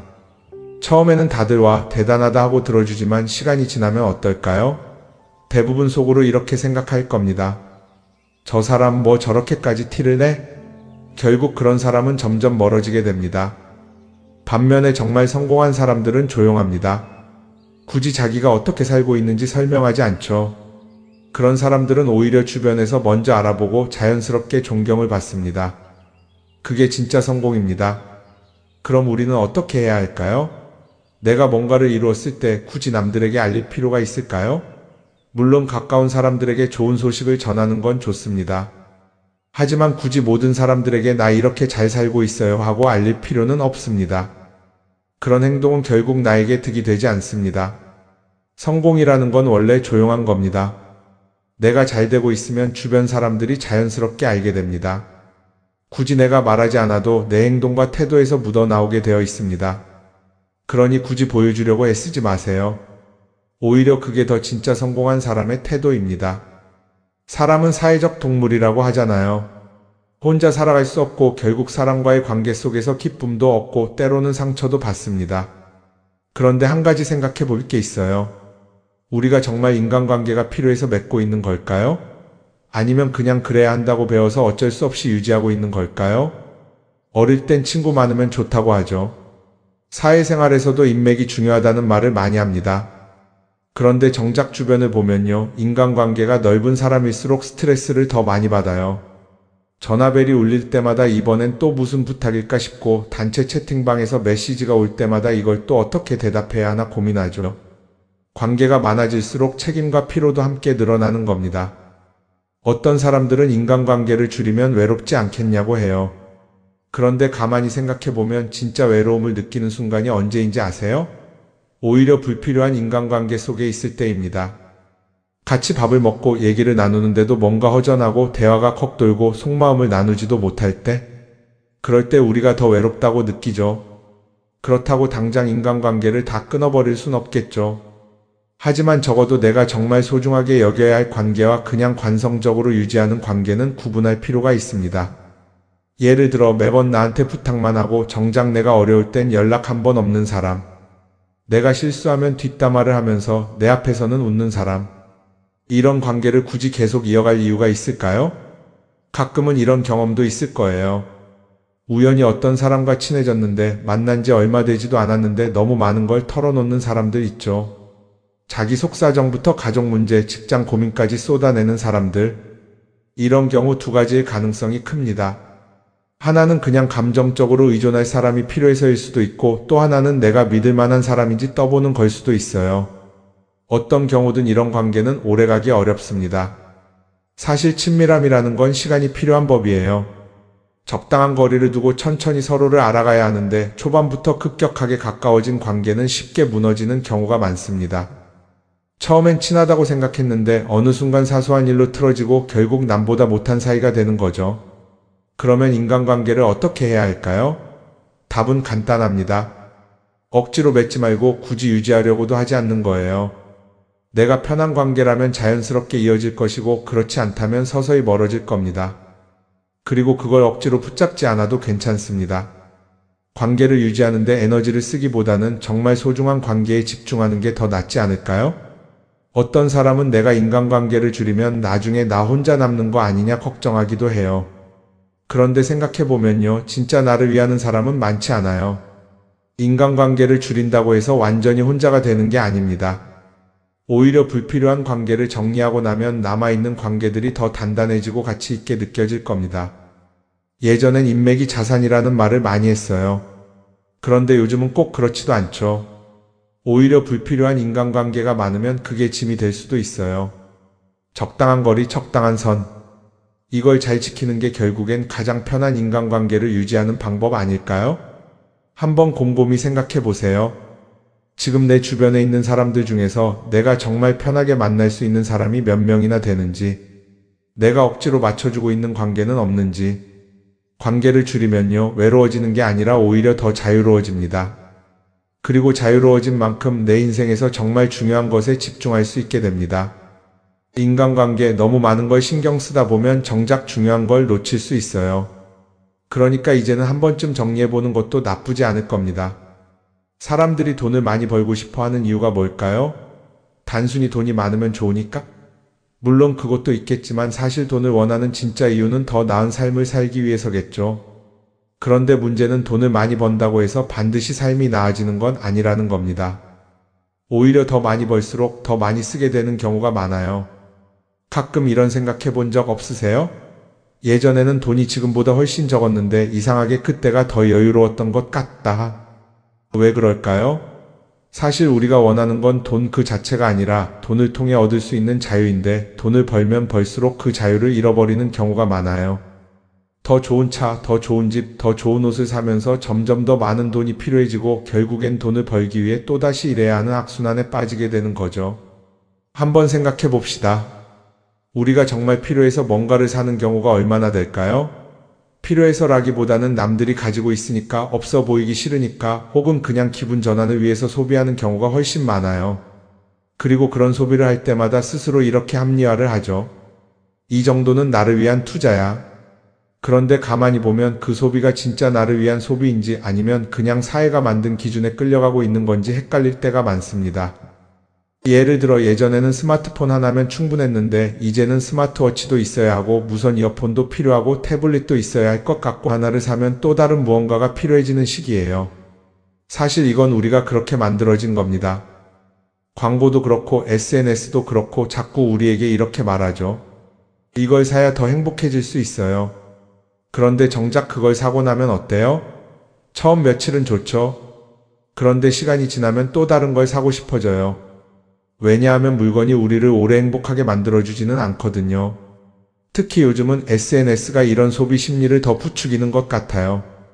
예전에는 친구들끼리 만나서 나 새로 샀어 하고 자랑하는 게 전부였는데 이제는 SNS에 올리면서 전 세계 사람들에게 보여주잖아요. 그러다 보니까 남들도 다 뭔가를 사서 올리고 나도 따라해야 할 것 같은 기분이 드는 거예요. 그런데 중요한 건 그 사람들도 사실은 나와 똑같은 기분이라는 겁니다.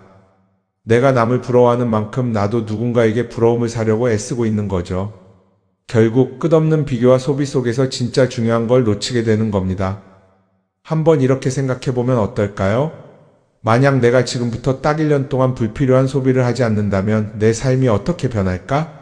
아마 처음에는 답답할 수도 있어요. 사고 싶었던 걸 참아야 하니까. 그런데 그걸 몇 번 참고 나면 어느 순간 깨닫게 될 겁니다. 내가 굳이 이걸 안 사도 괜찮네? 그렇게 불필요한 소비가 줄어들면 자연스럽게 돈이 쌓이겠죠. 그런데 돈이 쌓이는 것보다 더 중요한 게 있어요. 바로 마음의 여유가 생긴다는 겁니다. 돈을 쓰지 않는다고 해서 불행해지는 게 아니라 오히려 소비로부터 자유로워지면서 진짜 행복을 찾을 수 있어요. 물론 이걸 실천하는 게 쉽지는 않겠죠. 우리 주변에는 소비를 부추기는 것들이 너무 많으니까요. 하지만 적어도 이런 건 해볼 수 있습니다. 뭔가를 사고 싶을 때 한 번만 스스로에게 물어보는 거예요. 이게 정말 나한테 필요한 걸까? 아니면 그냥 순간적인 욕심일까? 만약 그 질문을 던졌을 때 5초 안에 당연히 필요하지 라는 답이 나오지 않는다면 사실 그건 없어도 되는 물건일 가능성이 큽니다. 정말 필요한 건 고민할 필요도 없이 바로 떠오르거든요. 그러니까 이제는 한 번쯤 생각해 봐야 할 것 같아요. 나는 지금 내가 원하는 삶을 살고 있는 걸까? 아니면 남들이 만든 기준에 맞추기 위해 내 시간을 팔고 있는 걸까? 소비를 줄인다는 건 단순히 돈을 아끼는 게 아닙니다. 그건 결국 내 삶의 선택권을 되찾는 일이거든요. 돈을 많이 버는 것도 중요하지만 더 중요한 건 그 돈을 어떻게 쓰느냐입니다. 그리고 때로는 아무것도 사지 않는 게 최고의 선택일 수도 있어요. 우리는 요즘 SNS 없이 사는 게 거의 불가능한 시대에 살고 있죠. 아침에 눈 뜨자마자 휴대폰을 확인하고 출근길에도 SNS를 보고 잠들기 전까지도 계속 들여다봅니다. 그러면서 남들이 어떻게 사는지 보고 나도 모르게 비교하게 되고 때로는 초조해지기도 하죠. SNS에 올라오는 사진들 한번 보세요. 맛집에서 멋진 음식을 먹고 해외여행을 다니고 좋은 옷을 입고 성공한 삶을 사는 사람들. 그런데 가만히 보면 이 사람들이 정말 행복해서 저런 사진을 올리는 걸까요? 아니면 그냥 행복해 보이고 싶은 걸까요? 실제로 SNS에 가장 많이 올라오는 사진이 뭔지 아세요? 남들이 부러워할 만한 순간들입니다. 집에서 편하게 쉬고 있는 모습이나 출근길에 지친 얼굴, 어제 먹다 남은 배달 음식 사진 같은 건 잘 안 올리죠. 대신 멋진 레스토랑, 명품 가방, 고급 호텔 같은 것들이 올라옵니다. 왜 그럴까요? 결국 SNS는 보여주기 위한 공간이기 때문입니다. 여기서 중요한 게 있어요. 우리가 SNS에서 보는 건 그 사람의 삶 전체가 아니라 편집된 일부 장면이라는 겁니다. SNS는 마치 한 편의 다큐멘터리나 영화처럼 잘 꾸며진 장면들만 보여줍니다. 그런데도 우리는 그걸 보면서 아, 저 사람은 나보다 더 행복하구나 하고 착각하죠. 예를 들어 SNS에서 한 친구가 해외여행을 가서 아름다운 풍경을 찍어 올렸다고 해볼게요. 우리는 그걸 보면서 부럽다, 나도 저렇게 살고 싶다라고 생각하겠죠. 그런데 정작 그 친구는 사진을 찍고 나서도 일 때문에 스트레스를 받고 있을 수도 있고 여행 비용을 감당하느라 카드가 걱정을 하고 있을 수도 있습니다. 그 부분은 우리는 알 수가 없죠. 그런데 문제는 이렇게 남들과 비교하는 습관이 쌓이면 결국 내 삶이 초라하게 느껴진다는 겁니다.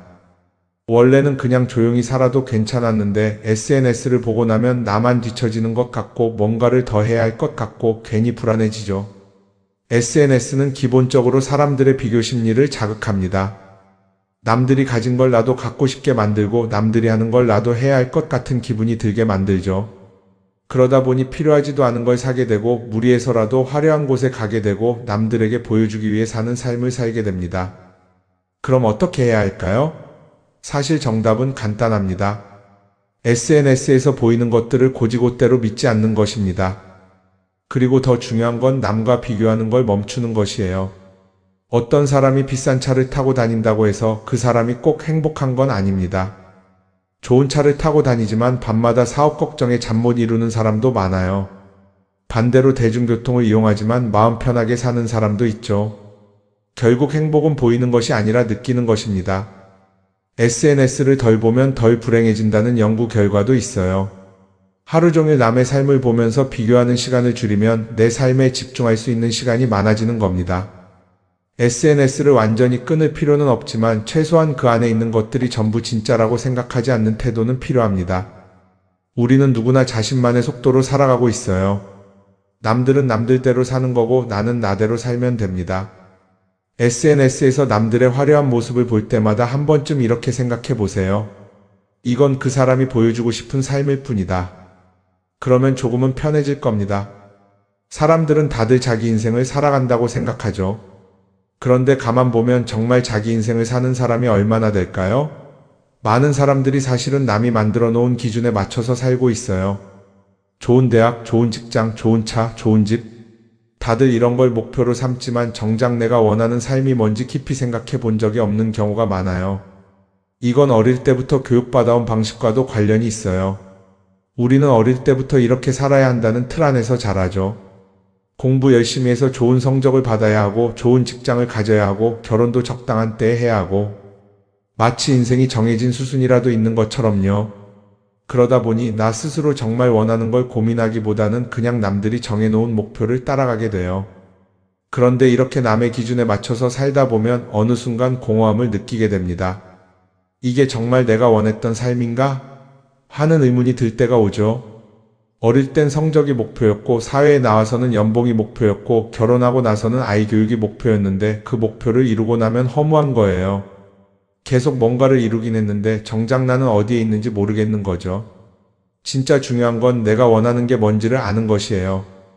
그런데 이게 쉽지 않죠. 오랫동안 남의 기준대로 살아왔기 때문에 막상 내가 정말 원하는 게 뭐지? 하고 물어보면 선뜻 대답하기 어려운 경우가 많아요. 하지만 이 질문을 하지 않으면 우리는 평생 남이 정한 기준 속에서 살게 됩니다. 그럼 어떻게 해야 할까요? 첫 번째로 필요한 건 내가 왜 이런 생각을 하게 됐는지 스스로 점검하는 거예요. 예를 들어 내가 비싼 차를 사고 싶다고 생각한다면 그게 정말 내 필요 때문인지 아니면 남들에게 잘 보이기 위해서인지 한번 따져봐야 해요. 만약 남들이 나를 어떻게 볼까 하는 게 더 중요하다면 그건 내 기준이 아니라 사회가 만들어 놓은 기준일 가능성이 큽니다. 두 번째는 다른 사람의 의견에 휘둘리지 않는 연습을 하는 거예요. 우리는 살아가면서 끊임없이 남들의 평가를 받죠. 그 나이에 그런 걸 시작한다고? 지금 그게 가능하겠어? 이런 말들이 우리를 흔들어 놓습니다. 그런데 그런 말에 신경 쓰다 보면 결국 아무것도 하지 못하게 돼요. 중요한 건 남들이 뭐라고 하든 내가 결정하는 거예요. 물론 남의 조언을 들을 수도 있고 참고할 수도 있죠. 하지만 최종 결정은 항상 내 몫이어야 합니다. 내가 결정하고 내가 책임지는 거. 그렇게 해야 내 삶을 온전히 내 것으로 만들 수 있어요. 세 번째는 내가 한 선택에 책임지는 자세를 가지는 거예요. 많은 사람들이 무언가를 선택하고 나서도 후회하죠. 괜히 이걸 했나? 이 선택이 잘못된 건 아닐까? 그런데 한 가지 확실한 건 후회한다고 해서 과거가 바뀌지는 않는다는 거예요. 내가 한 선택이라면 그 선택이 틀렸다고 해도 받아들이고 그 안에서 최선을 다하는 게 더 중요해요. 이렇게 말하면 그럼 실수하면 어떡하죠? 라고 걱정하는 분들도 있을 거예요. 하지만 생각해보면 우리가 실수를 두려워하는 이유도 결국 남의 시선 때문이에요. 내가 실패하면 남들이 날 어떻게 볼까? 이런 걱정이 더 크죠. 그런데 남들은 생각보다 우리한테 관심이 없어요. 우리가 성공하든 실패하든 남들은 자기 삶을 사느라 바빠요. 그러니까 내 인생의 주인은 결국 나 자신이라는 걸 명확히 할 필요가 있어요. 내 선택을 하고 그 선택에 책임지면서 남이 아니라 나에게 맞는 길을 찾는 것. 그게 진짜로 내 삶을 살아가는 방법이 아닐까요? 어쩌면 우리는 너무 오랫동안 이렇게 살아야 한다는 틀 속에 갇혀 있었는지도 모릅니다. 하지만 이제는 한 번쯤 생각해 봐야 합니다. 나는 진짜 내 삶을 살고 있는가? 그리고 만약 아니라면 지금부터라도 조금씩 바꿔보면 어떨까요?